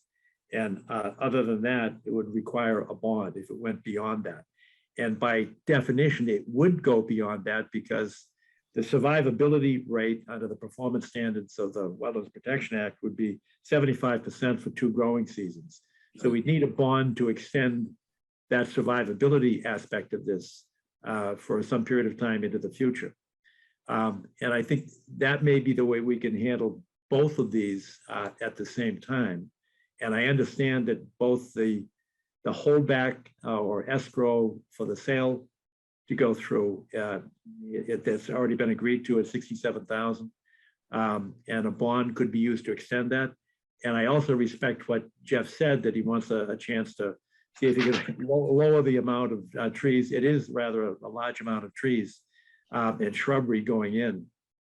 So I think this is all doable, both of them.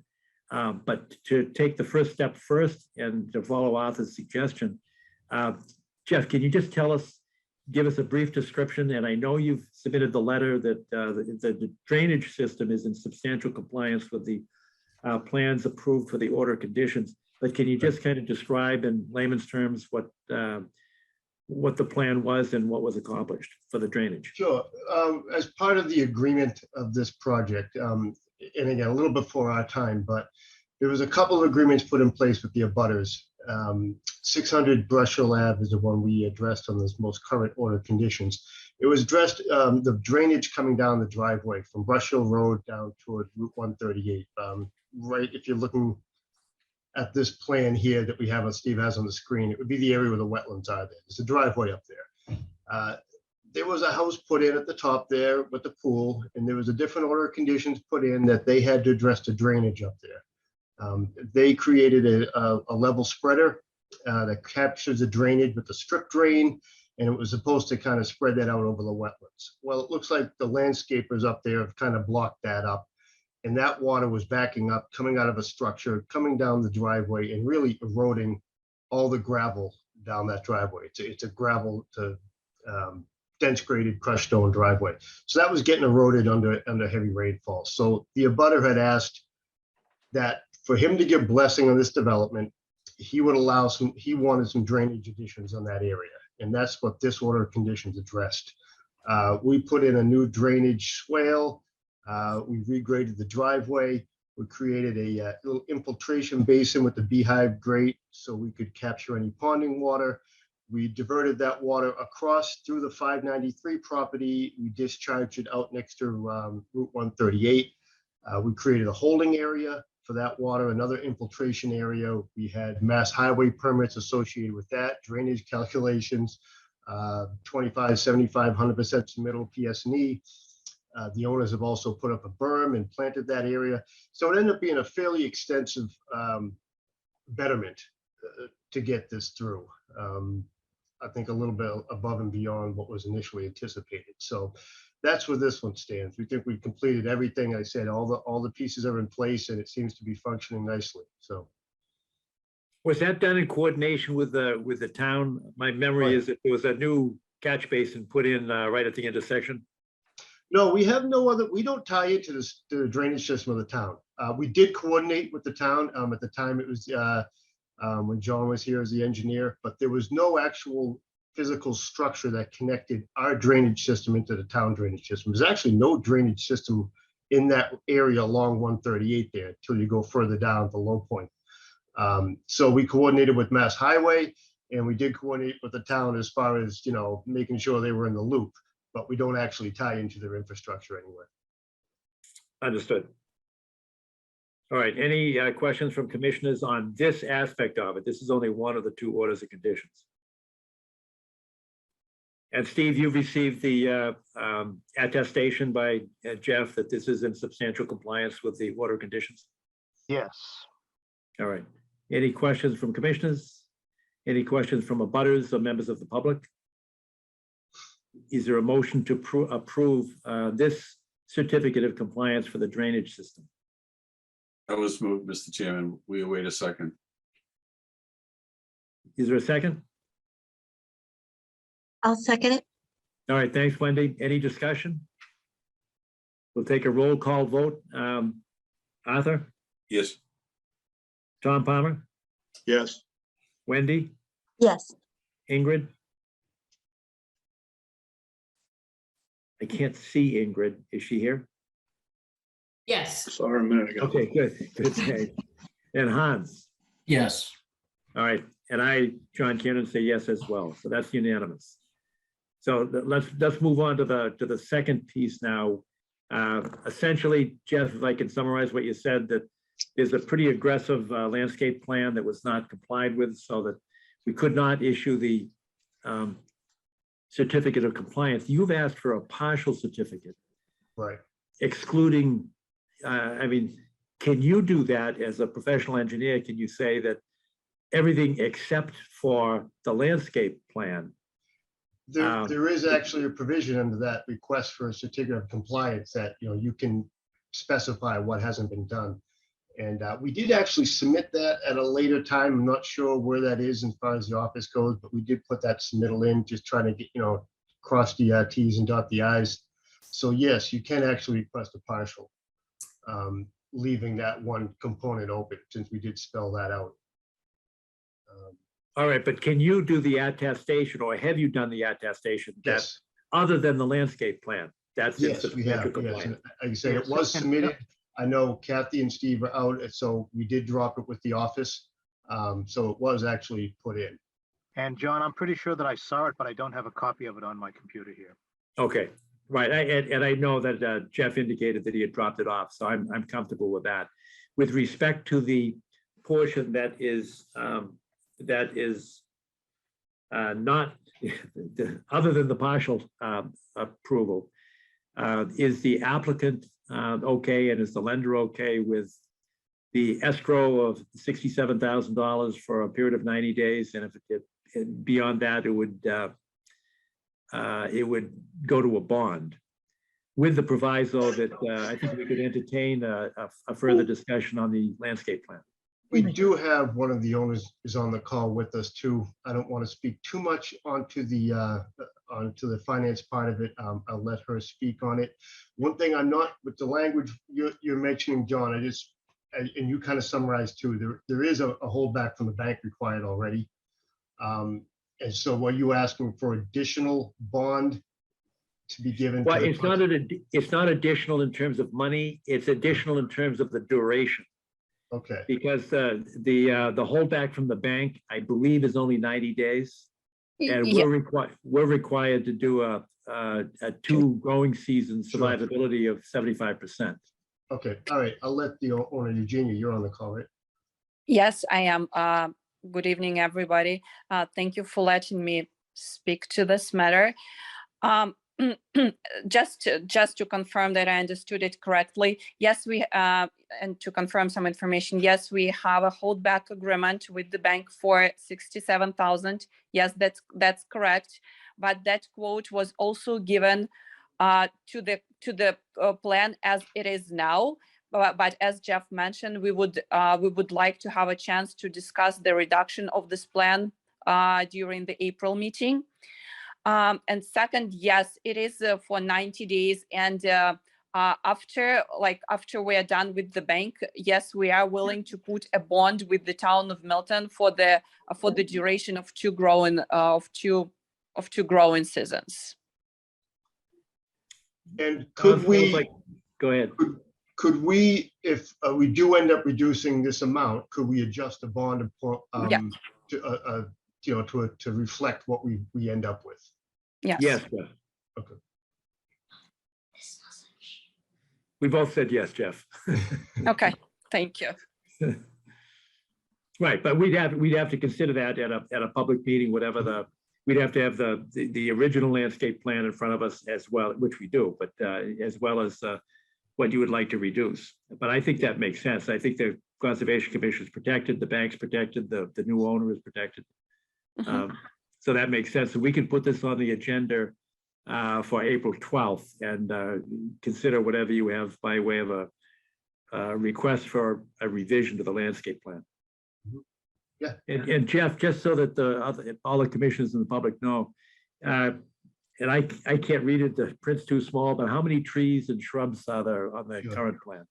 Yeah, the plan that was just acquired shows for a single family house, it shows the addition of 60 trees, 150 shrubs, and 400 associated various perennials and flowers, which And if you actually read through the specifications of them, I mean, they're talking some pretty significant sized trees, including 4-inch caliper. You know, I will say this, I've worked with Presley Associates on the Central Artery project. And that was the first thing that came to mind when I opened the plan for the first time. And this is the type of thing you put on the Rose Kennedy Greenway, not on a single family home. So I know it's a discussion for another meeting, but it definitely seems a little bit, you know, excessive for a single family house mitigation plan. The other thing is I know some of it was screening for the neighbors. What doesn't show on this plan and what is out there now is we do have a fence between the one on Bowes Hill Road.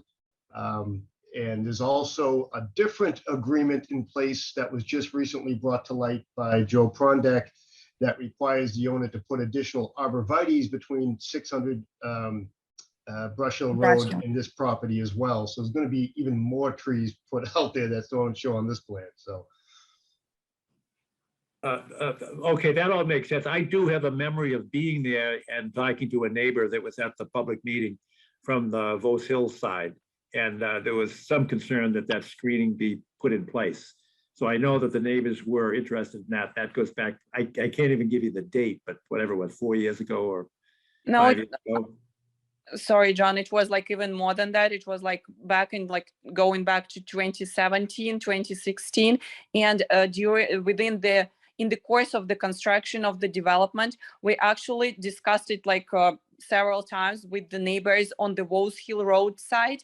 And ultimately, we agreed that we will replace the existing fencing there. Like they had like, you know, like different ones, like different for each house.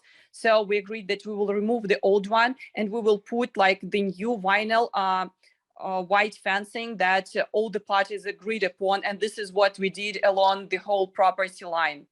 All right, good, thank you. And that will certainly be an aspect of the landscaping plan that we consider in April. Yeah. So I'm just asking the commissioners, is there a consensus that this is an appropriate mechanism to issue at least a partial certificate and then protect ourselves in terms of the planting plan for 2 growing seasons? Does it seem to make sense to everyone? Yes. Yes. Okay. All right, then, are there any questions or comments from abutters or members of the public? Then hearing none, is there a motion to issue a partial certificate of compliance with the exemption of the landscape plan and to reconsider the landscape plan with the conditions that the holdback in the amount of $67,000 be maintained in the escrow account for the period that the bank is required, 90 days, and thereafter to bond that $67,000 or any revised amount that we consider at our April meeting. Is there such a motion? So moved. All right, is there a second? Second. Any discussion? I'll take a roll call vote. Arthur? Yes. I'll say you. Yes. Hans? I'll say you, sir. Yes. Ingrid? I can't see you. But all right. Yes. Wendy? Yes. Hans? Oh, yes. All right, Tom, I don't see you, but I think you're out there. Yes. All right, perfect. And I, John Kiernan, say yes, indeed. So you have your partial certificate of compliance. The money will be maintained in the escrow account and then to be replaced in the same amount by way of a bond thereafter, unless the amount is revised at our April meeting. Okay? Thank you. Thank you. Yes, thank you so much. Perfect. All right, Who thanks seconded? all. Who seconded, please? I think I did. I think Tom did, yes. Thank you. Yep. Thanks. All right, next on the agenda is notice of intent at 8 Wentworth Farm. This is a continued hearing.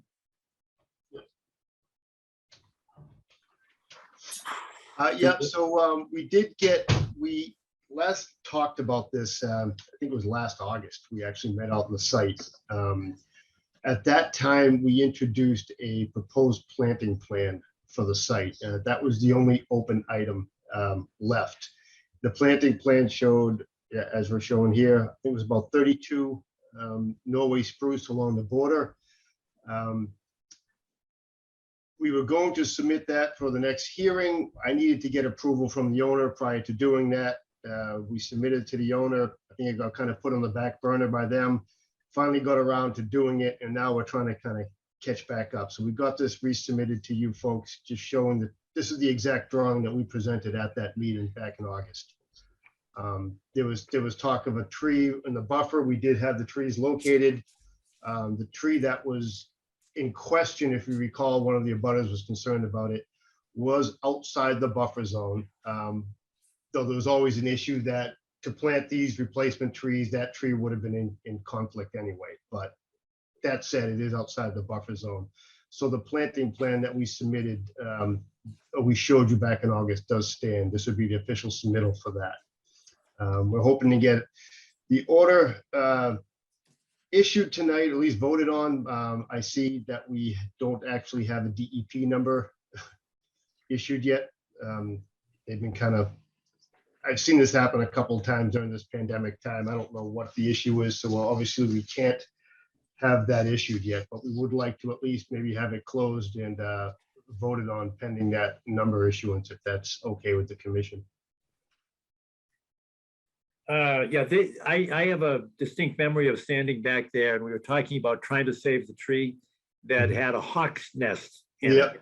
And we all agreed that it was outside the 100-foot mark, but the homeowner was going to make an attempt to keep it. Yeah. What happened to the tree and the hawk? Well, the You know? tree is outside the buffer. I don't know if the hawk's outside the buffer. I can't speak for the hawk, but the tree is outside the buffer. I think even at the time when we talked about it, we said even if it was inside the buffer, to get these trees planted, there would be enough interference between the drip zone and the root zone that it was probably going to kill the tree anyway. But that's kind of a moot point. I think since it's outside the buffer, we always counted that being removed. So the tree replacement was part of that. We just verified for the homeowner that it was outside the buffer. Right, I agree that it was outside the buffer. I thought that there was going to be some attempt to see if they could keep it, but I do agree with your jurisdictional analysis. And I don't totally write off the owner potentially trying to keep it if it's a cost savings and they can still get the grading out there. I just wouldn't want to, hang my hat on that, so to speak, yet. And what is the ratio of replacement to trees lost? Oh boy. You're making me remember. Let me look real quick, John. It's right down the bottom. Steve, can you blow up that drawing right there? Yes. Bottom right should be. Bottom right. One moment.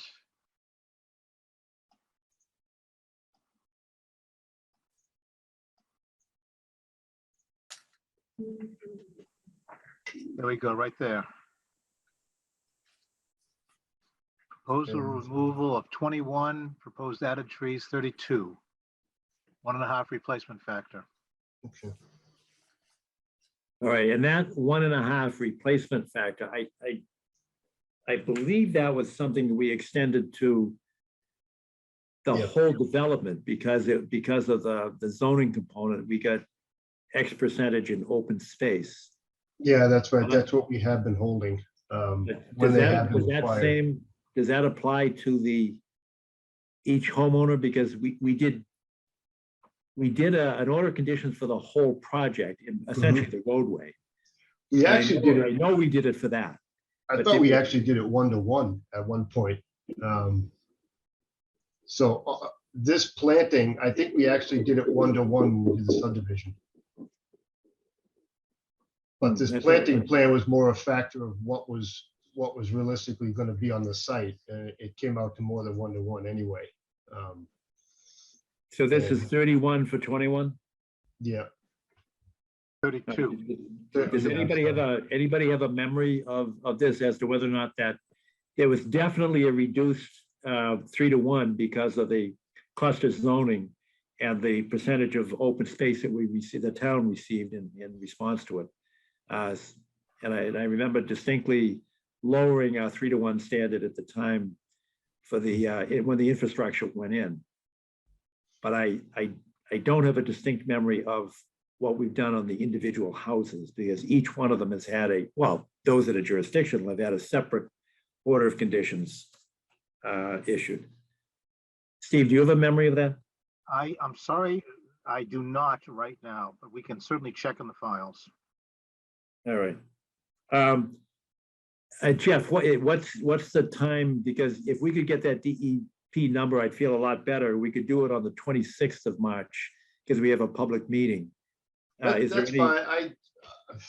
Honestly, John, I don't know. I mean, I sometimes try to get in touch with DEP, they won't call back. So I mean, I hate to say definitely, but I'm going to start tomorrow making the calls and emails and everything else, and hopefully I can get on for that. So if you want to extend it, continue it, I understand that too. And we'll try to chase down a number. All right, I'd prefer to do that because we've been chastised by DEP in the past. So if we don't have a number, we don't have anything to vote on. That's fine. All right, if we could put it on the agenda for the 26th, Steve, that would make sense to me. Okay, understood. All right. Anybody else have a comment or a question or an alternate suggestion? All right, then with the assent of the applicant, we'll continue this until March 26th. In the public meeting, we should be able to vote right there. Okay, sounds great. Thank you. All right, thanks. Thank you, take Jeff. care, all. All right, number 9 on the list, notice of intent, 65 School Street. How are you tonight?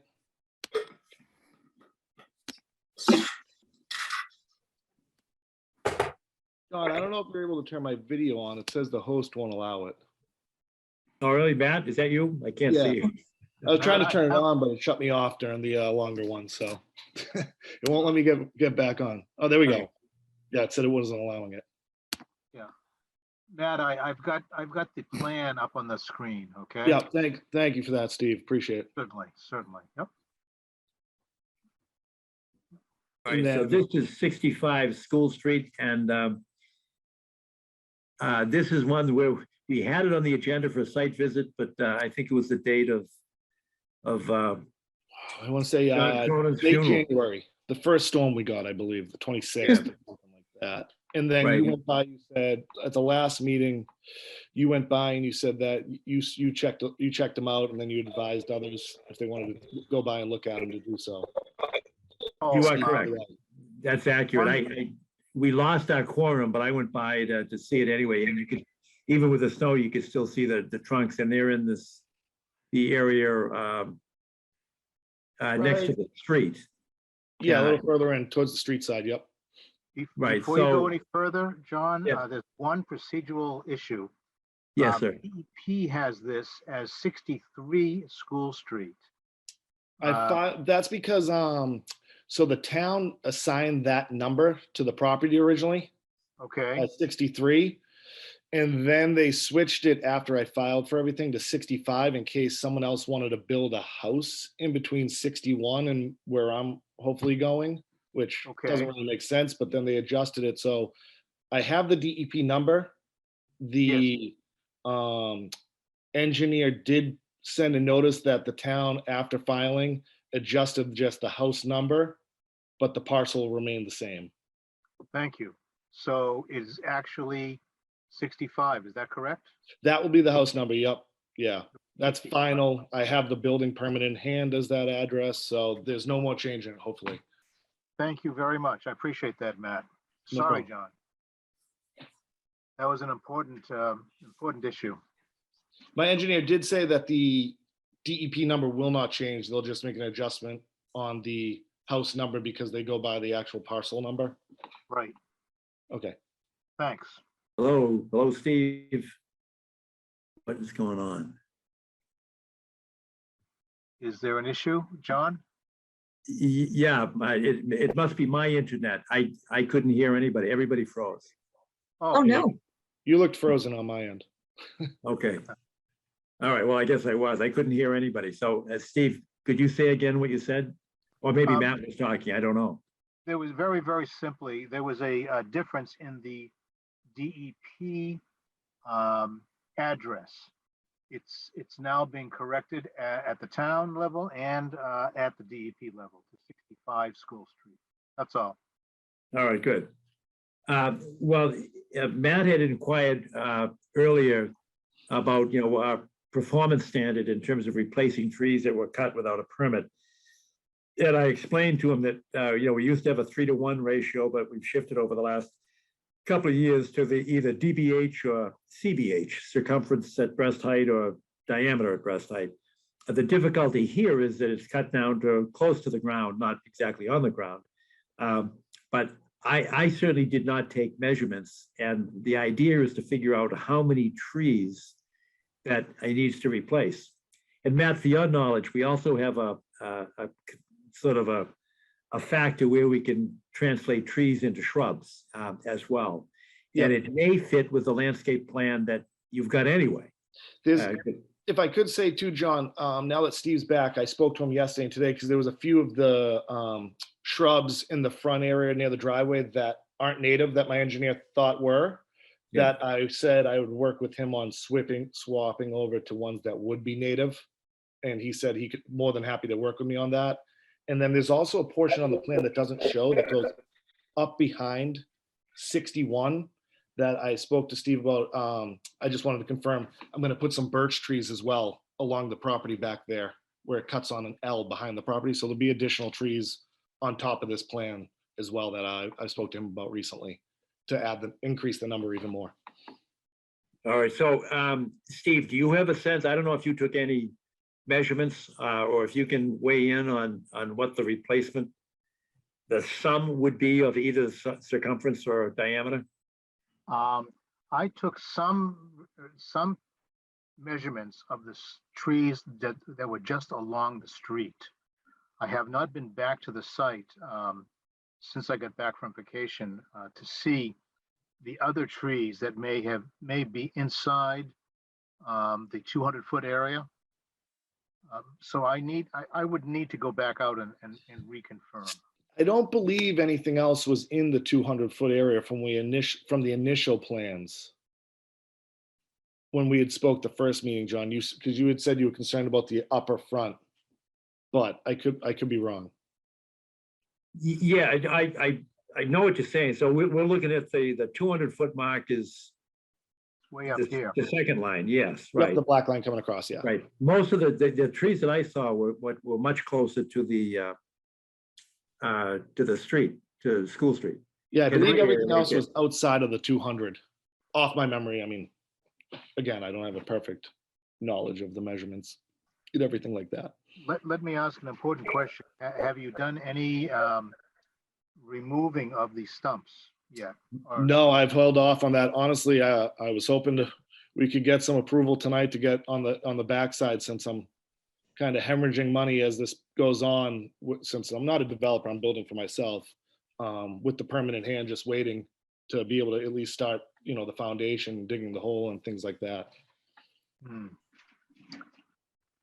And again, as you can see from the plan, I'm more than willing to make, add as much as I can to the property and make it as look, as better and improved as possible with the trees and plantings and things like that.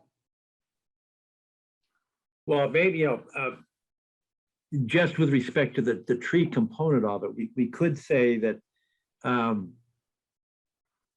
that there will be, replacement consistent with our performance standards in a number that, matches the circumference at breast height of the trees that were removed. I don't know what your landscape plan shows in terms of size and number, because it's a combination of size and number. Yeah, so I can it was, I believe it's on the legend, it's 35 4 to 5 foot arborvitaes. It was 2 dogwoods that would probably be in that 15-foot range if it's something like I planted at my current house in Milton. And then I was talking to Steve about in the back where I want to try to do some of those upright like the gray birch or the paper birch. To add some other color and foliage. So like probably could fit another 6 or 5 trees back there. It's just how big can I find them is kind of the question me and Steve were talking about. All right, yeah, the only problem is you're complicating it for us because we use a caliper or diameter or circumference as opposed to height. Oh, sorry, I was saying yeah, I can find out what size whether it's a 3-inch, 4-inch, 6-inch, etc. If I have a firm number of what I need to replace, I have no problem getting there or making it happen on my end. You know, that's good. I'm just trying to figure out how we can advance this so you don't get slowed down in such a way that we comply with our own performance standards. For sure. We could certainly do that, at least in terms of concept, that, you know, we could say something as as part of the order of conditions that thou shalt plant, you know, a total of trees and shrubs to equal a total circumference. I'll make it up. 100 inches in circumference. I have no idea what it is. Okay. I'll just make up a number, and we could put that in as a condition. But neither you nor we would know what the actual number is until we get out there and take a measurement. And not only that, John, if we took a measurement, we're not taking the measurement at DBH, 4 feet high off the ground. We're taking a measurement pretty much very close to the ground level. So we don't have a policy to figure out how trees taper, how the trunks taper. But Steve, don't you think that's something that we can essentially find some resources and extrapolate? I think it would take some time to do that. I mean, realistically, like I'm just thinking when I look at a normal, for example, most of those are pines. They're pretty. I mean, I would think they're. What are we talking? An inch or two difference, maybe from 4 feet to a foot off the ground. No, in some cases there could be quite a bit difference. Okay, I have no idea. So sorry to make it so complicated for everybody. No. I'm probably hurting myself at the end of the day with the amount of trees. No, you're right, because it's going to be wider at the base, so it would hurt you. Yeah, and I'm at the point where I want to be able to be good to go. So I'm willing to work with whatever we got to do as much as possible on my end. Does it make sense to get out to the site on the 26th? Oh, sure, it definitely does. But I think I don't know if. What if I could say? What if 11 days? I could easily. Where the house is going isn't located near those stumps at all.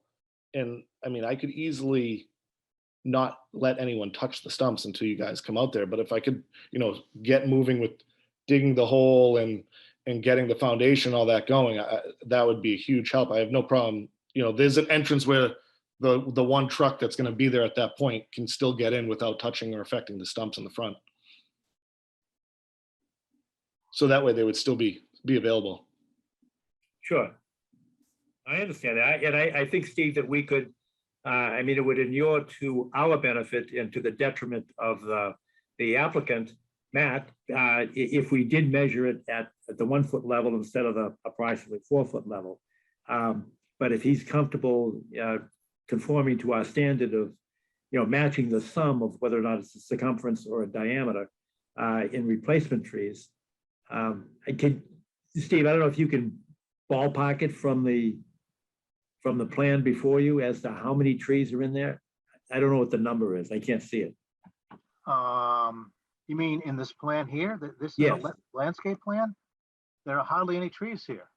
These are all shrubs. Oh, okay. So I guess Milton, I didn't realize this, or my engineer didn't know. The town, Milton, you guys don't qualify arborvitaes as trees. Yeah, I wouldn't say an arborvitae is a tree. I would say it's a shrub. Unless it grows over 20 feet high. That's the standard for trees. That's called an overstory, over 20 feet high. Sorry. Green giants would qualify. What's a green giant? The green giant arborvitae. Oh, Yeah, okay. so that's what I was thinking as well. And They're enormous.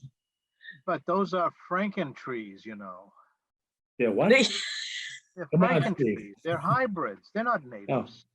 Right. Yeah. Giants That's aren't right. native. They're not even close to being native. All right, well, that is one thing, Matt, you do have to have native trees. No, I knew that. Yeah, that's why I had talked to Steve about changing some of the Some of the smaller shrubs. bushes in the front Yeah. to back to natives. Right. So I have no problem with doing all He had all native. hybrids on the list there on the plan. Yeah, there was 3 plants that he had put as hybrids. Yeah. But most towns accept arborvitaes, so I had assumed that would have Well, checked a arborvitae, big box. if you don't have the green giant, are fine. But the green giants are hybrids. Yeah, no, I'm not doing an arborvitae. Those are, I mean, not green giants, but you said they count as shrubs, not trees. That's So correct. yeah, I wasn't aware of that.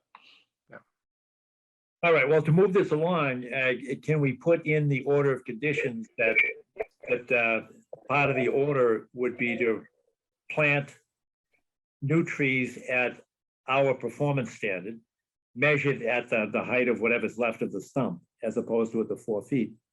And it just conform to the standard. And Matt, by the way, if you didn't have enough space, we do have a mechanism where people can plant trees elsewhere. I was going to ask that. What is that? How does that figure kind of factor in? It's Is there a number per tree, a dollar figure, I guess? Yes, it is. It's $500, and it's calculated on the basis of about $350 for a 3-inch caliber tree. It's about $350 and $150 to plant it. So that's where we come up Basically, with the 500. call it $500 a tree. Yes, Okay. that's correct.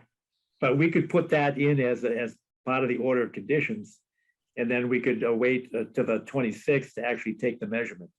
Yeah, I want to say my engineer said it was roughly based off, because he had measured the trees when he went out there originally on the plan, when they were existing for the property. I want to say, he said it was around 60 would be the equivalent of the DBH or CB, what is it, DBH, you guys say? Yes. Yeah, around 60, the number 60. 60 trees? Yeah, to the 9, if you did it that way. Yeah, not 3 to 1.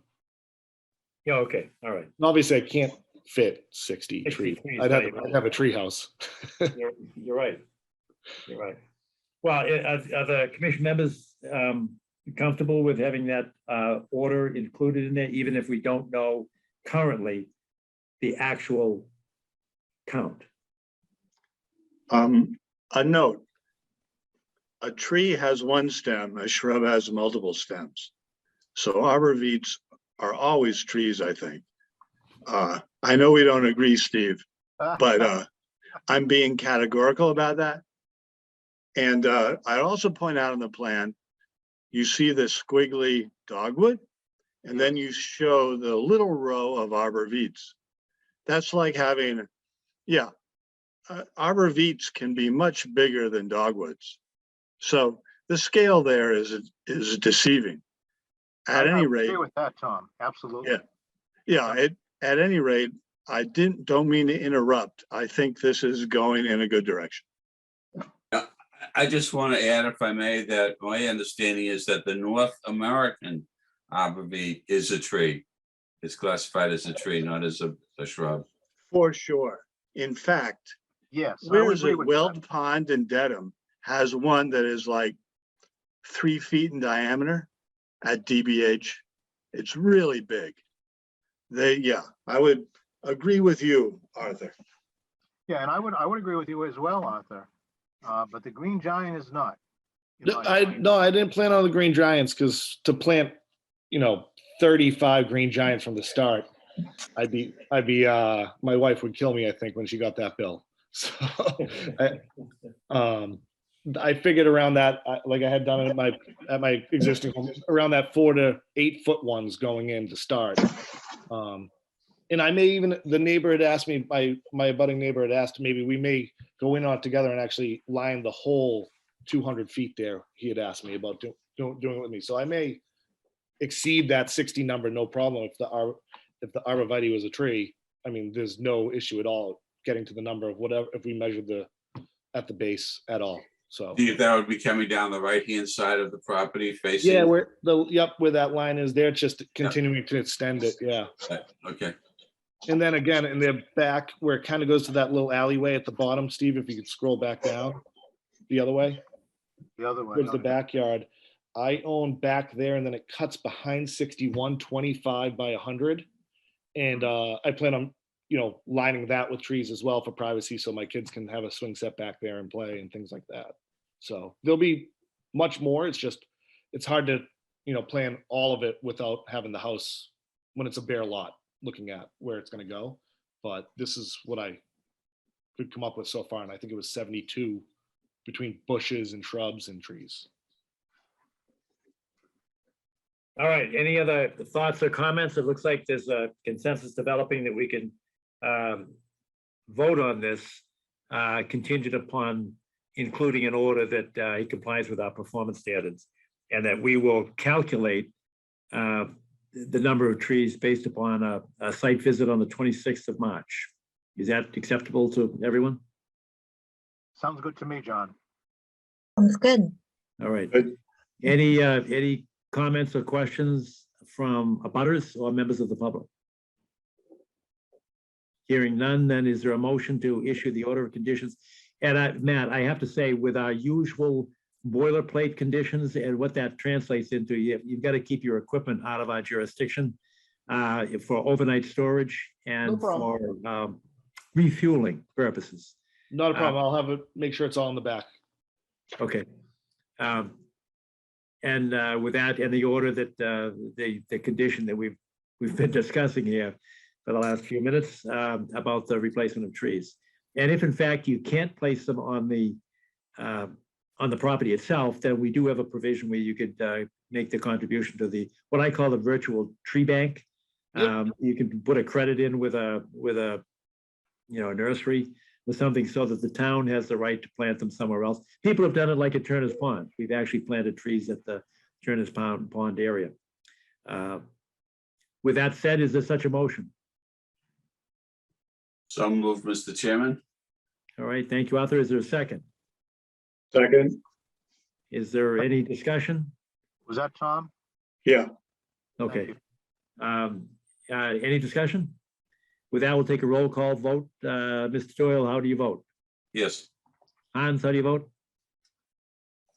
Yes. Tom Palmer, how do you vote, sir? Yes. Wendy, how do you vote? Yes. Ingrid, how do you vote?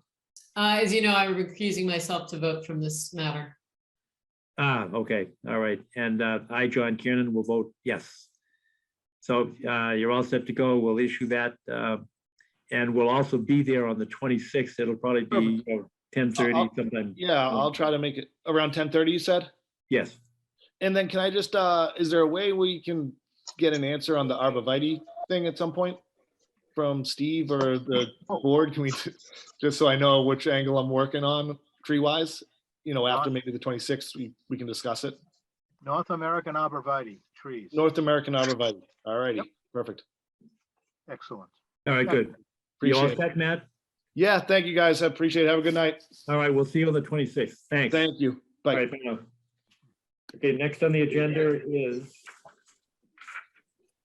582 Blue Hill Avenue. Thank you for your patience. No worries, Mr. Chairman. We're happy to be here tonight. You've had a long agenda, so we're just patient with you. All right, thanks for your patience. Certainly. I'll jump right in. It's late. I'll be very quick and succinct. I think when we last were in front of the commission last month, we had a robust discussion on the application. I think where we left it is it was centered around the commission's decision. They wanted to consult with some outside consultants in terms of reviewing some of the groundwater implications that were raised through previous discussion. We also had Mr. Sean Reardon from Tetra Tech on the hearing with us last time to sort of give you the Reader's Digest version of the technical peer review that had taken place with the Zoning Board of Appeals process to lay out some of the elements that were previously reviewed in the interest of the town to the extent that those could be reused with the commission's purview and the commission's review. We also had a fairly lengthy discussion on snow storage, and filtration relative to water quality devices. And then lastly, Mr. Chairman was kind enough to forward over to me today some documents received by the commission by Mr. Scott Horsley and John Cheshire of Cheshire Consulting Services. So we haven't had a full chance to digest those, having just received them here today. But the comments are familiar to us. They were largely raised through the Zoning Board of Appeals process, as both of these consultants did provide input to the zoning board members while they were considering application under the comprehensive permit. So we'll further contemplate these, but what I would stress is as the commission is reviewing them, there were really two buckets that they should be placed in our opinion. One is obviously certainly some statements relative to the groundwater. And if the commission is pursuing consultants to review that, we will withhold further comment until we see how that plays out with the consultant that the commission may wish to review. The other bucket is a lot of elements here are raised that are quite frankly outside of the commission's jurisdiction. There are some site development discussions, construction management discussions, just really other issues that could potentially cloud the conversation that we're trying to have here tonight. So I would just stress the importance of looking at those comments and really weighing as to whether they have applicability to the discussion under the notice of intent. We don't have new information to present to the commission this evening. What we were hoping to do is obviously hear from the commission's review of potential consultants, where the scope and fee had been discussed with them, so we can weigh in on entitlements from the applicant's perspective in terms of engaging those and really lay the groundwork as to where the application goes forward from here. So we're at your discretion to obviously talk about any aspects that you'd like to review tonight, even revisiting some of the older ones. But I think would be better served in our short time, certainly given the late hour tonight, really talking about how we can continue to move the application forward, seeking some input from the consultants at the commission's discretion and going forward from there. So that's what I have this evening, Mr. Chair and members of the commission. All right, thanks. Phil, that's very, very helpful and very succinct. For the commission's benefit,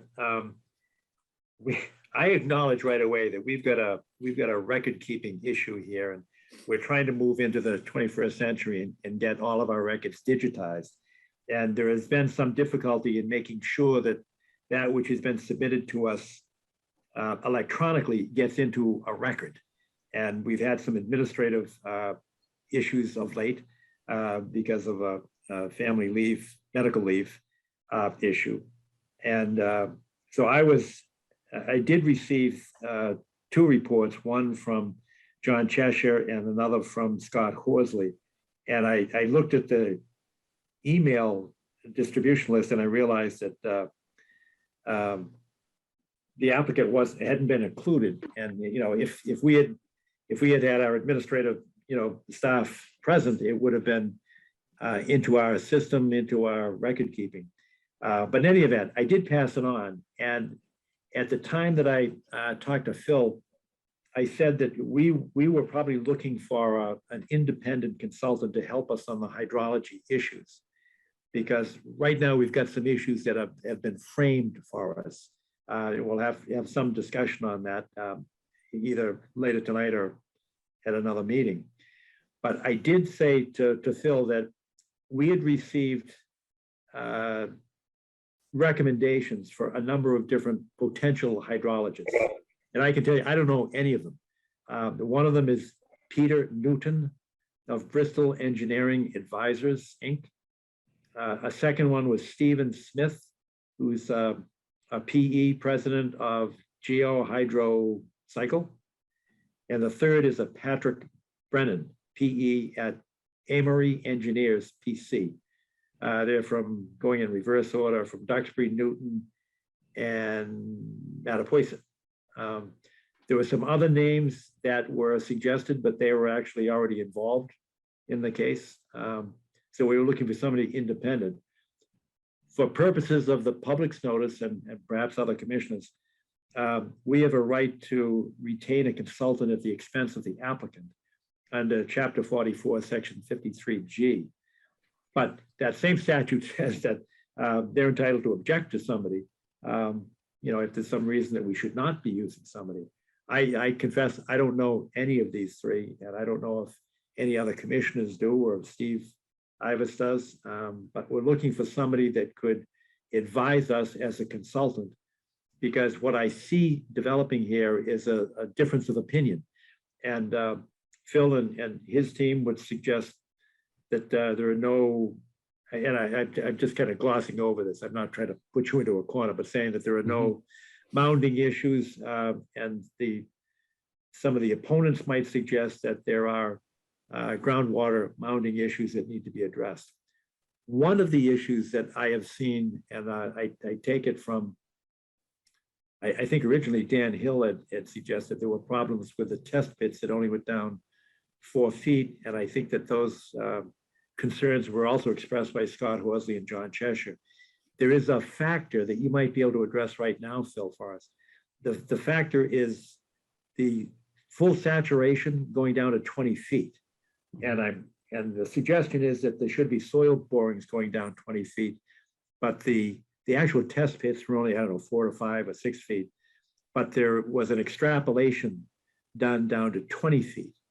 And it does have some impact, I believe, on the hydrology evaluation. Can you address that? And you may want to wait and get, Sean Reardon back, but can you address that issue, Phil, as to whether or not there should be soil borings going down 20 feet? Because the plan was based upon, or the analysis was based upon full saturation down to a level of 20 feet. Mhm. Can you address that, or do you want to wait until Sean is present? No, let me give, again, just a quick response to it without being overbearing in terms of the information. So we did provide test pit information as part of the plan set. And generally speaking, we have test pits that went down 8 to 10 feet. So I'm not sure where that 4-foot number came from, but I would want to just correct that on the record to make sure that we have that data point out there. In terms of the saturation depth, there is some subjective analysis that takes place when the Hantouche groundwater mounding analyses are performed.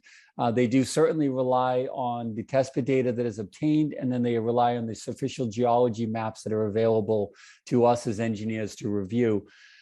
We don't necessarily need to have conducted borings to that degree to hone in on it.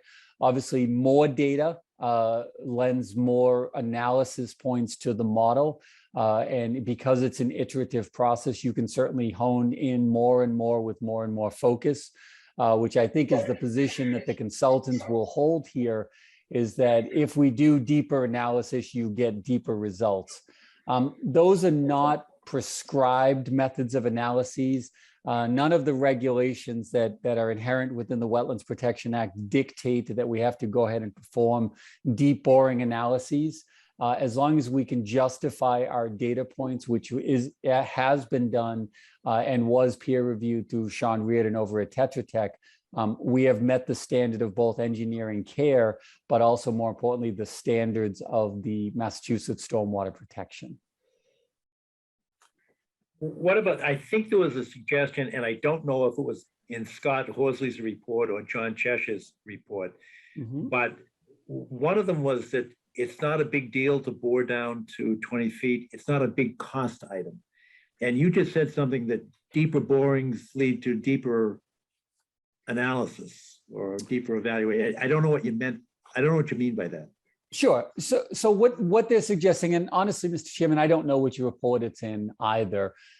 They are making the suggestion to get more information, more geotechnical evaluation, and then use it to build into the model, quite frankly, the groundwater model that's out here. All right. What I was trying to get at, and maybe I poorly explained it, is we are being advised to do that by some consultants that are very knowledgeable and well educated and very experienced on creating very, very complex groundwater mounding models here. And we don't think that's what's appropriate. We certainly want to provide sufficient data that it can be peer reviewed and certainly reviewed by the commission, but making the model too complex certainly has diminishing returns. We get into realms where the data is almost incomprehensible to the average person. And we don't want to put the commission in that position where they don't understand the data that's in front of them. So the models that were put forth are based off of the DEP recommendations in terms of documenting compliance with the stormwater standards. And that's where we've made our application under. All right, but that's, what you just touched on, it may be too complicated for me to understand, but that's exactly why we were looking for a consultant to be brought on board so that they can educate the educable. And I hope we're educable. And we understand that. We obviously were hopeful that you would be able to utilize some of the evaluation that was done for the town's other consultant, Tetra Tech. That was the substance of our last discussion. Failing that, obviously, the pursuit is to get somebody to put into the layman's terms for you and act as that independent evaluator for you. All right, let me ask you a different question, and please don't misinterpret, because my questions are coming from things that I read in the Scott Horsley and John Cheshire reports, or perhaps Dan Hill's recitation. But I'm not making decisions or judgments based on this. I'm just asking the question. One of the ones that they raised was that the recharge area is going to be in the area of your and potential mounding, maybe in the area of your detention pond. And there was I think there was a graphic in Scott Horsley's report that showed that it could actually be a 6-inch mounding right in the detention pond. And I don't know if you saw that, or if you're in a position to respond to it. To me, it's not a conclusion, it's a question. So we did see that today in Mr. Horsley's report. I think what I'd like to do is just analyze it a little bit further, Mr. Chairman, so I can look at his question that he's raising and the methodology in which he's using to get to that position. And then I can speak further on it, if that's okay. Sure. Okay. All right, and let me completely shift gears, but when we last spoke at the last public hearing, we'd asked questions about some of the mechanisms to use to take out the solids, and we were looking for manufacturer's specs and things of that nature, and you were going to get some data to Ingrid, who's much smarter than I am. Sure. And I didn't know if you had an opportunity to do that. We didn't. I still have that on my to-do list here, and we owe that to you, and I'll make sure that gets over to you. Our commitment was to provide you 2 bits of information. One was the MSDS sheets for some standard snow removal chemicals. So Ingrid, we'll put that together and get that over to you. I'm sure you've seen that before, but we'll do it under this application so it becomes part of the record. Thank you. Yes, of course. And I think we had discussed at great length the use of different stormwater quality treatment devices. The word Filterra came up. We were going to get you some specifications on that. I've not fulfilled my end of that, but I'll get that into you ASAP. All right, fair enough. And my last question goes to, and again, it's a question, it's not a conclusion, but it looked like there were different sized pipes. As the water discharges off the property and heads down towards Meeting House Lane, that there's a change in the size of the pipe that could create a flow backup. Is there any kind of a thumbnail response you've got to that? And again, to me, it's an issue. It's not a determination or a conclusion, but it raised a question in my mind. Sure. So we can opine on that further as well, because that's contained in Mr. Cheshire's report that we received today. So we'll get you a hard answer on that. But the short Reader's Digest version is there is a change in pipe diameter where we're connecting into the Meeting House Lane system. Our discharge pipes are 12 inches. That particular discharge pipe is 10 inches, and then it jumps up to 15 as you continue going down the line.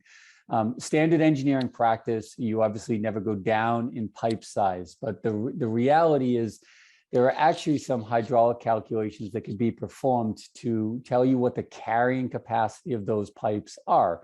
And smaller diameter pipes laid at different slopes can actually mimic the carrying capacity of larger diameter pipes laid at flatter slopes. So there's actually an equivalency that can be factored in to determine that the discharge that may be occurring through a 12-inch line can still continue to be carried in the capacity of the 10-inch line that's existing out there without resulting in a flooding condition at those pipes or where those diameters meet and change.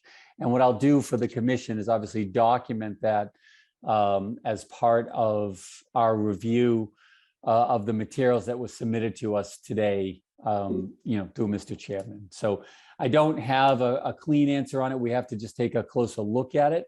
But that's sort of the quick and dirty answer, if you will, in terms of differing pipe diameters and how those two can actually coexist together in space and time. All right, fair enough.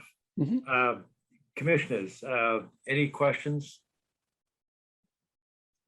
And you probably haven't had a chance to digest the reports that just came in recently from some of the neighbors experts. John, I would say I did look at that drawing you mentioned about the mounding.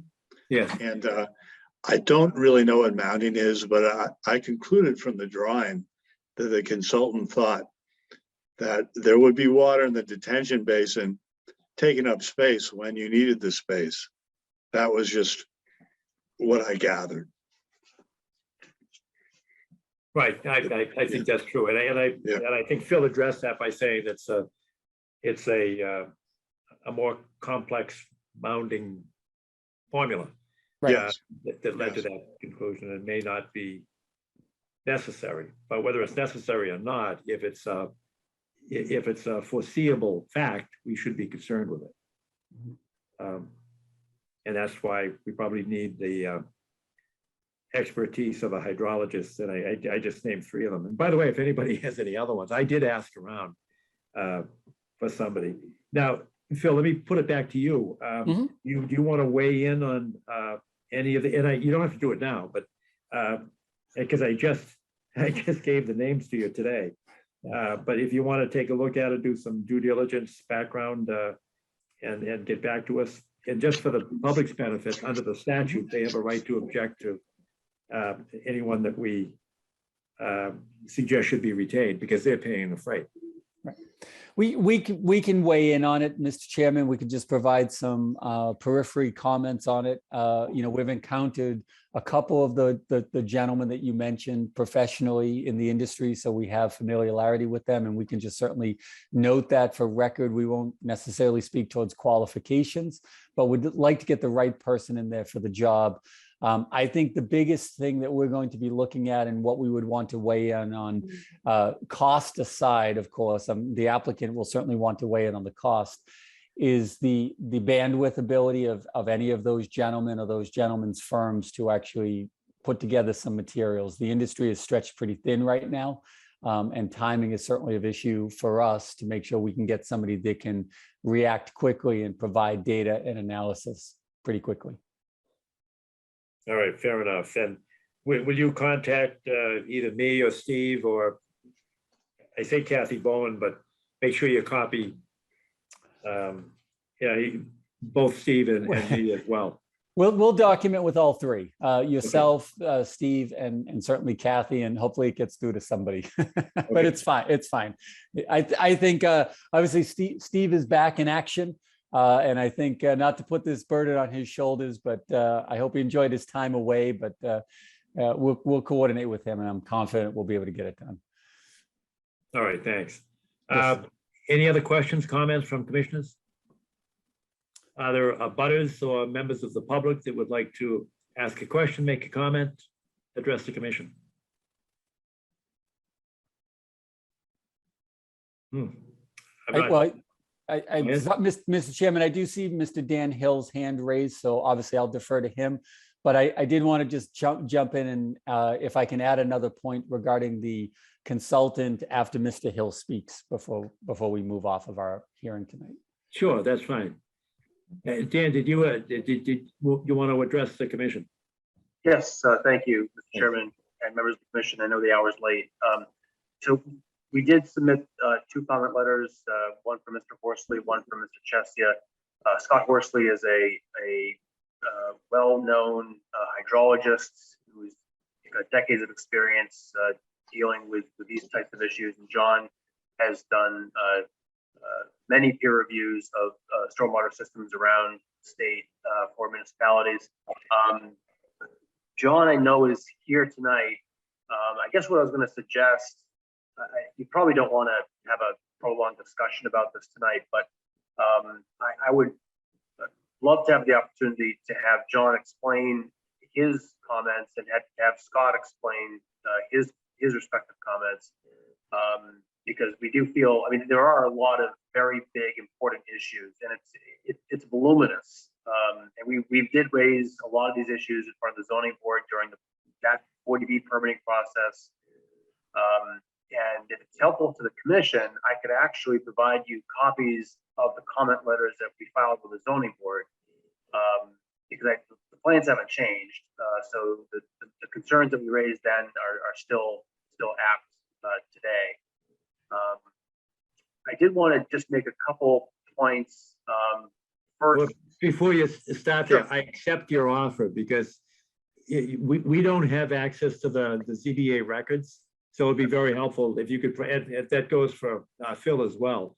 If you think we should be seeing stuff that you filed there but have not filed with us, then please file with us. okay, great. Now I can put together a binder for you. That's no problem at all. And I think that actually would be helpful to all of you. And that way we don't have to take up time during the meetings to express every fine detail. And then with respect to a couple comments that were just made tonight, I just wanted to be clear on what Mr. Reardon's role was at the zoning board. His role was really limited to reviewing the civil engineering aspects of the project, and he would be probably the first one to admit that he's not a hydrologist.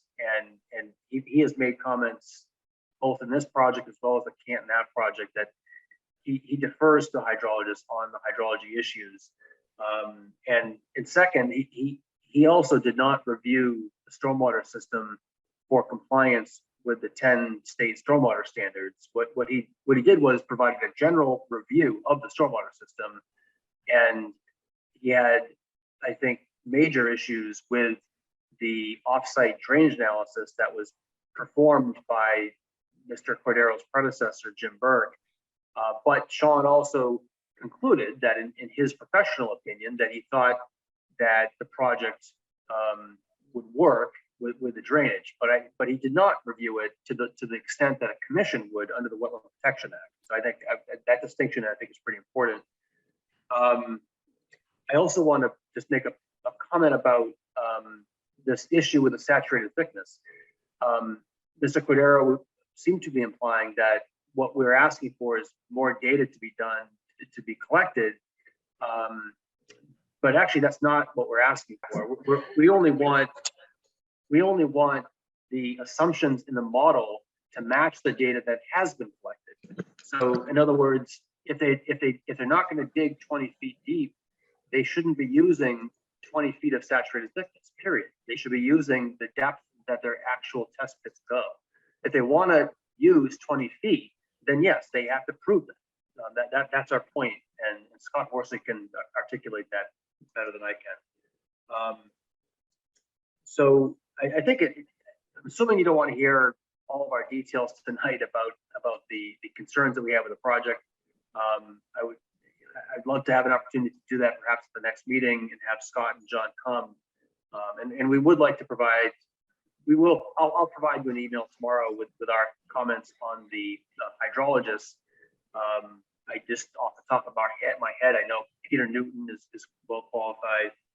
Steve Smith is a hydrologist that, to my knowledge, works exclusively with 40B developers or developers. So I'd be really concerned about conflict of interest with him. And I did give you, several weeks ago, I gave you the name of a hydrologist out of New Hampshire by the name of Jim Vernon at Novus Engineering. And I know that Jim had he's done peer reviews for other towns. Sorry, what's his name again? Jim Vernon. Can you spell that? Yeah, Vernon. Got it. I can resend that to you if you'd like.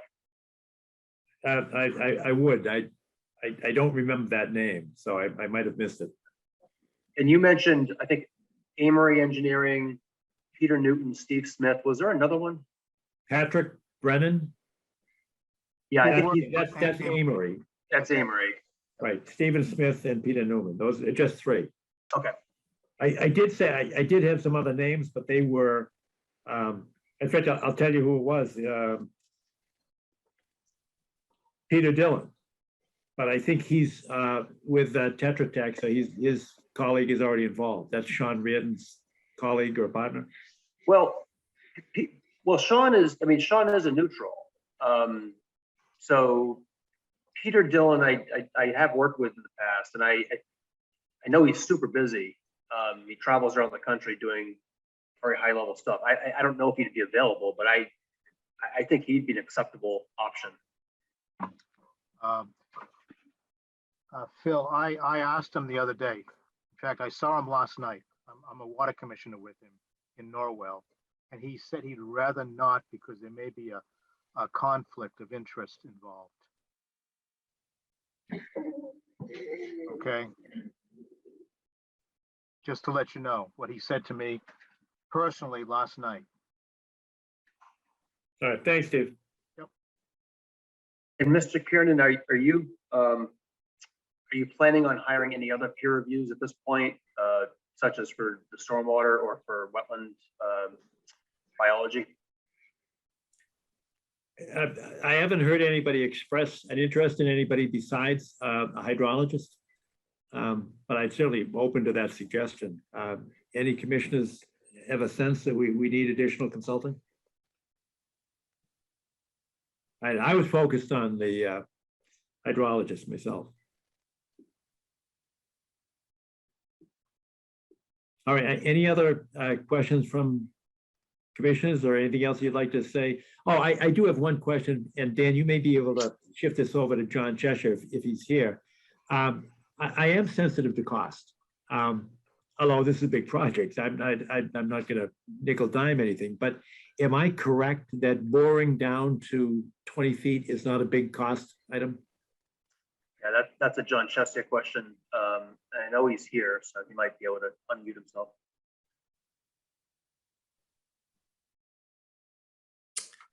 Hi, I don't know if people can hear me. Yes, we can, John. Yes.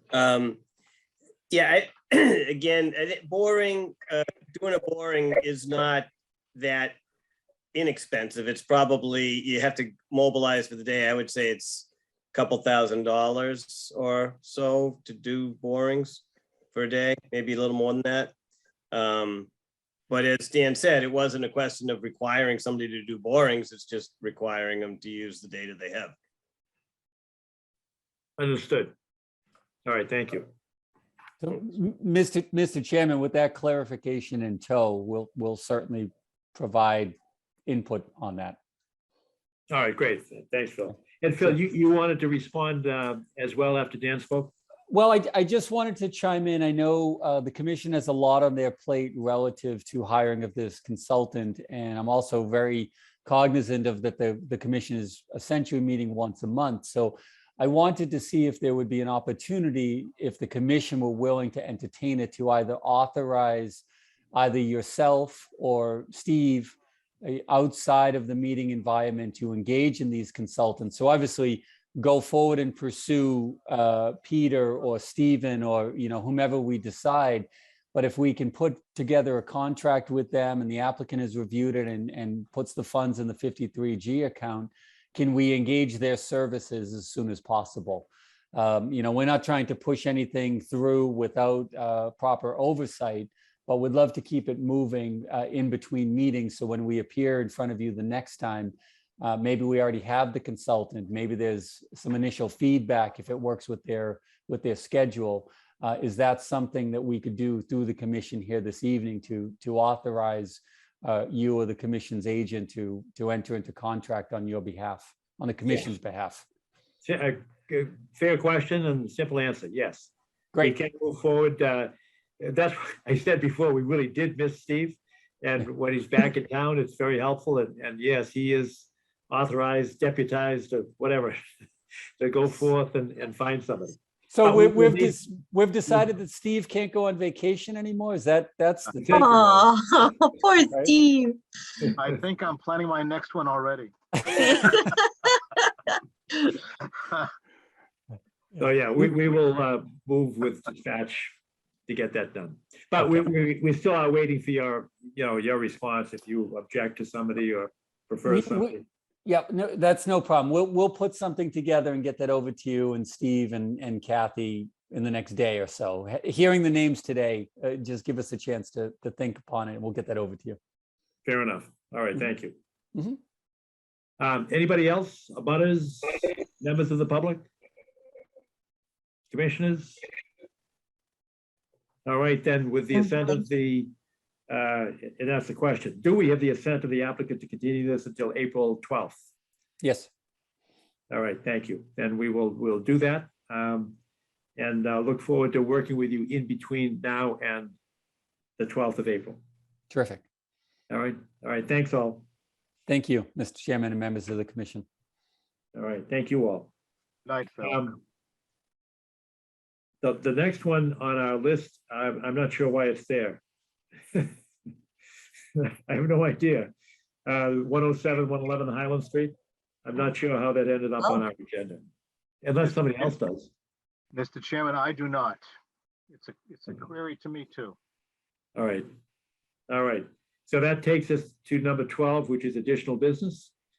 And I certainly have an item for additional business because we've been really confronting a lot of different problems with our lack of IT expertise. Mine. We don't really have digital files. And I know that Steve has been pushing for it for a long time. He said, listen, we need to make sure that all of these applications and permits and notices and whatnot are scanned in so that they're accessible. And Wendy is weighed in, she's in favor of it because she could save about 1,000 trees because we print so much paper. But it would, I don't, no, not me. I'm just thinking about, all of the deliveries that we get every month on our doorstep with all this paper. it is a lot of paper, it is. But I think it really kind of came to a head this last month because we were trying to exchange documents and with the absence of Kathy, it's much more difficult for us to find documents because to be honest with you, I have no idea where the files are. I know some are at DPW, some of the older ones I guess are at the town hall basement, and we don't really have a good electronic system. So my question is really to Arthur Doyle, if you can help us navigate. I don't know that it's a cost item, but we definitely need some help in getting our files digitized. And I don't know if that means personnel or if we need new software programs. And I hope we don't have to go to the warrant committee and ask for funds to do this. I hope we can, steal or borrow somebody else's personnel and existing programs to get this done. But we really do need a much better system because in Kathy's absence, things would come to me and to Steve and to Kathy. And I was assuming that they'd get loaded into the file, the public file. But we've confronted some obstacles in making sure that it's actually in the file. And an example was what happened tonight when we had documents that were submitted to the commission and should have been in the public file, but in fact we're not. I just caught it today and made sure that Scott Horsley, the report and John Cheshire's report got sent over to Phil Cordero. But that should be done automatically. So Arthur, do you have any suggestions? And I don't mean to pick on you, but you've got your ear to the seat of power. Can you give us any advice in terms of how to get this digitization of our filing system done? Oh, yes, you do mean to pick on me, Mr. Chairman. Nice try, John. You're the alchemist. You can do it. The one thing you did not mention as an ingredient that would be needed is money. So I would be more than happy to speak with the interim town administrator about this situation, because I concur wholeheartedly that we have to move it into the at least 20th century. And here we are sitting in the 21st century. So let me do a little exploration with Anne Marie Fagan, understanding, if we made John, that she is an interim until such time as a new TA comes in. I can't say that we wouldn't need to construct a budget and go ultimately before the warrant committee, and then have the town appropriate money. This could be a pretty large project, and it could be part of something else that's going on in the town too, that it could be folded into, saving time, energy, money. It may be something that would require us taking a look at what some other communities are doing, which we do on other projects, and possibly engaging an external consultant, because right now IT is being run throughout the town of Milton on the town side, not the school side, by one individual. So I hope that's a meaningful response. I'll pick up the ball and start running with it. All right, thanks, Arthur. That any help would be a great help. Agreed. Yes. It just Thank may you, take a little Arthur. bit of time and resources, and see where we can go. And I'd like to add that I was at a capital budget meeting in my town just last night. And our town has applied for and received a grant of $65,000 to begin to digitize our town hall records. She was asking for another 25,000 as an addition to that, but did not know what the total cost would be. My guess, it's going to be closer to $500,000 by the time we get done with it. So just be aware that this is a huge project for most towns. That's all. We have a similar thing with our town clerk's office, and that's why I was suggesting the possibility of folding things in.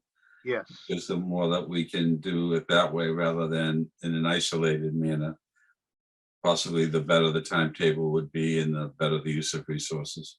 Absolutely. Good. Can I make a comment? I'd just like to say that I've looked at the town website for documents of the planning board and the Board of Appeals, and you will find a page that has a folder for a project, and you open the folder and you see many documents that you can download. And is that what we're talking about? Because we receive many documents, both as paper and digital. And I would say most applicants make their documents as digital documents. So we might be able to ask the applicants to give us everything digitally if they're giving them in paper. I'm just wondering, there might be not as much scanning as we would think, because we would have to scan the documents we produce maybe if they're paper, but maybe we wouldn't have to scan many we receive. And I think, Tom, just adding to what you're saying, which is a very good point, we might have to digitize all of the past files. Going back to John's point about trying to inventory them and find out where they are. I know we've been in situations where we spend a lot of time hunting for the right folder rather than being able to go into a system and say, there it is. That is a big deal. And sometimes, John, the contents that we want in a folder aren't necessarily in the right folder. That's true too. That's true too. But I know there have been occasions when I've asked Steve for, access to a record and it's not available to him. So he's got to drive to Milton so there's a cost saving right there. If we could not pay for Steve's time to just get on the road and drive all the way to Milton to look at a document. All he has to do is open a computer. He could be far more productive. Thank you, John. And I'd rather be that way. All right. So anything else? Beware, Steve. All that freed up time will go to good use. Right. John, I think Arthur has one more thing he wants to talk about, something he did yesterday with the Thanks, usual character. reminded, everyone, John and I have been talking about possibility of the Conservation Commission memorializing John Cronin. I think most people here knew of him if they didn't know him. And you heard Joe Sloan mention him this morning, or this evening. Seems like this morning, it was so long ago, earlier this evening. If there's anybody who is the father of conservation in Milton, it was John. And in our conversations, we've talked about the possibility of memorializing him with something tangible, like a bench, and we have an example of one. I don't know, Steve, if you can put it up. That was done for a recently deceased former member of the planning board, and taking a look at places where such a tangible monument, if I can use that term, might go.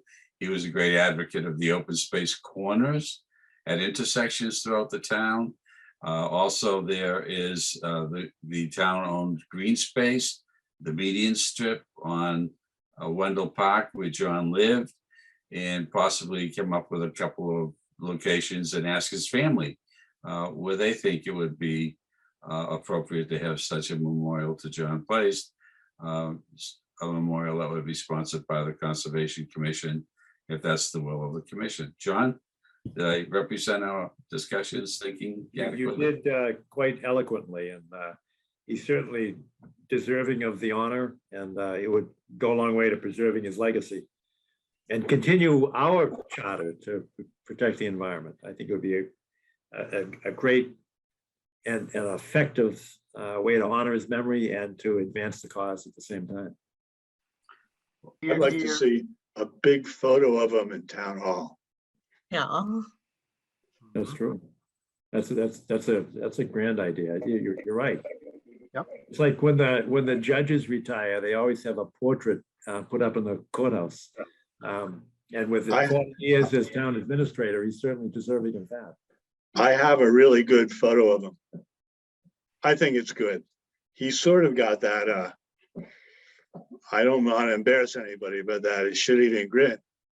It's the opening of the plant, the restaurant. And he has a rack with potato chips behind him, so might have to remove that, but I don't know. His face is like, it is Milton. And Tom, I would call it a twinkle in his eye. Yes, much better. That's really that's much better. I'll send it to Twinkle. I'll send it to you. You see what you think. All right, Sure. that's good. Yeah, Steve, do you have that bench that I sent to you?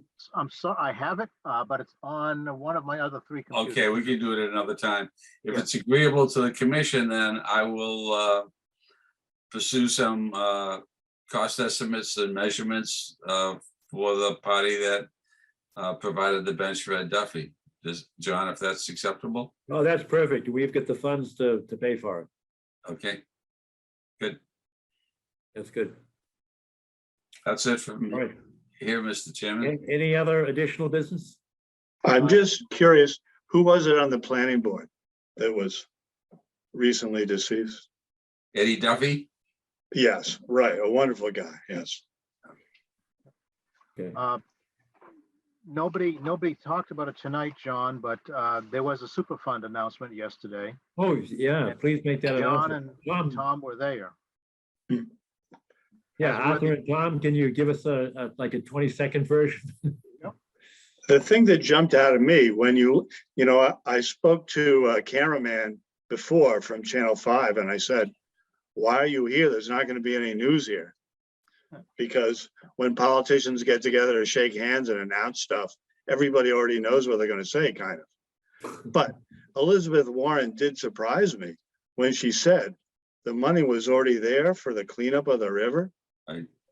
Yeah, I'm still not sure what she meant by that, but what they did, and this was the greatest gathering of elected officials I have seen locally, because we had one senator, 2 congressmen, a state rep, 2 Milton selectmen. I don't know, it was just very impressive. Rob Consalvo. And as they stood up front, there was a sort of pecking order, I thought. The closer you were to the mic, the more votes you had gotten. So certainly Elizabeth Warren was kind of the star. And I don't know, I thought it was a wonderful thing. It wasn't really a news event, but Milton was out in force. Richard Wells was there. I took 1 million pictures, and I was able to take the picture of nearly everybody who's on my ballot was there. And I shared the link with Arthur. This is a very much a long-term project, and but it was a big step toward, it seemed to me, seeing it get cleaned up the way it needs to be cleaned up.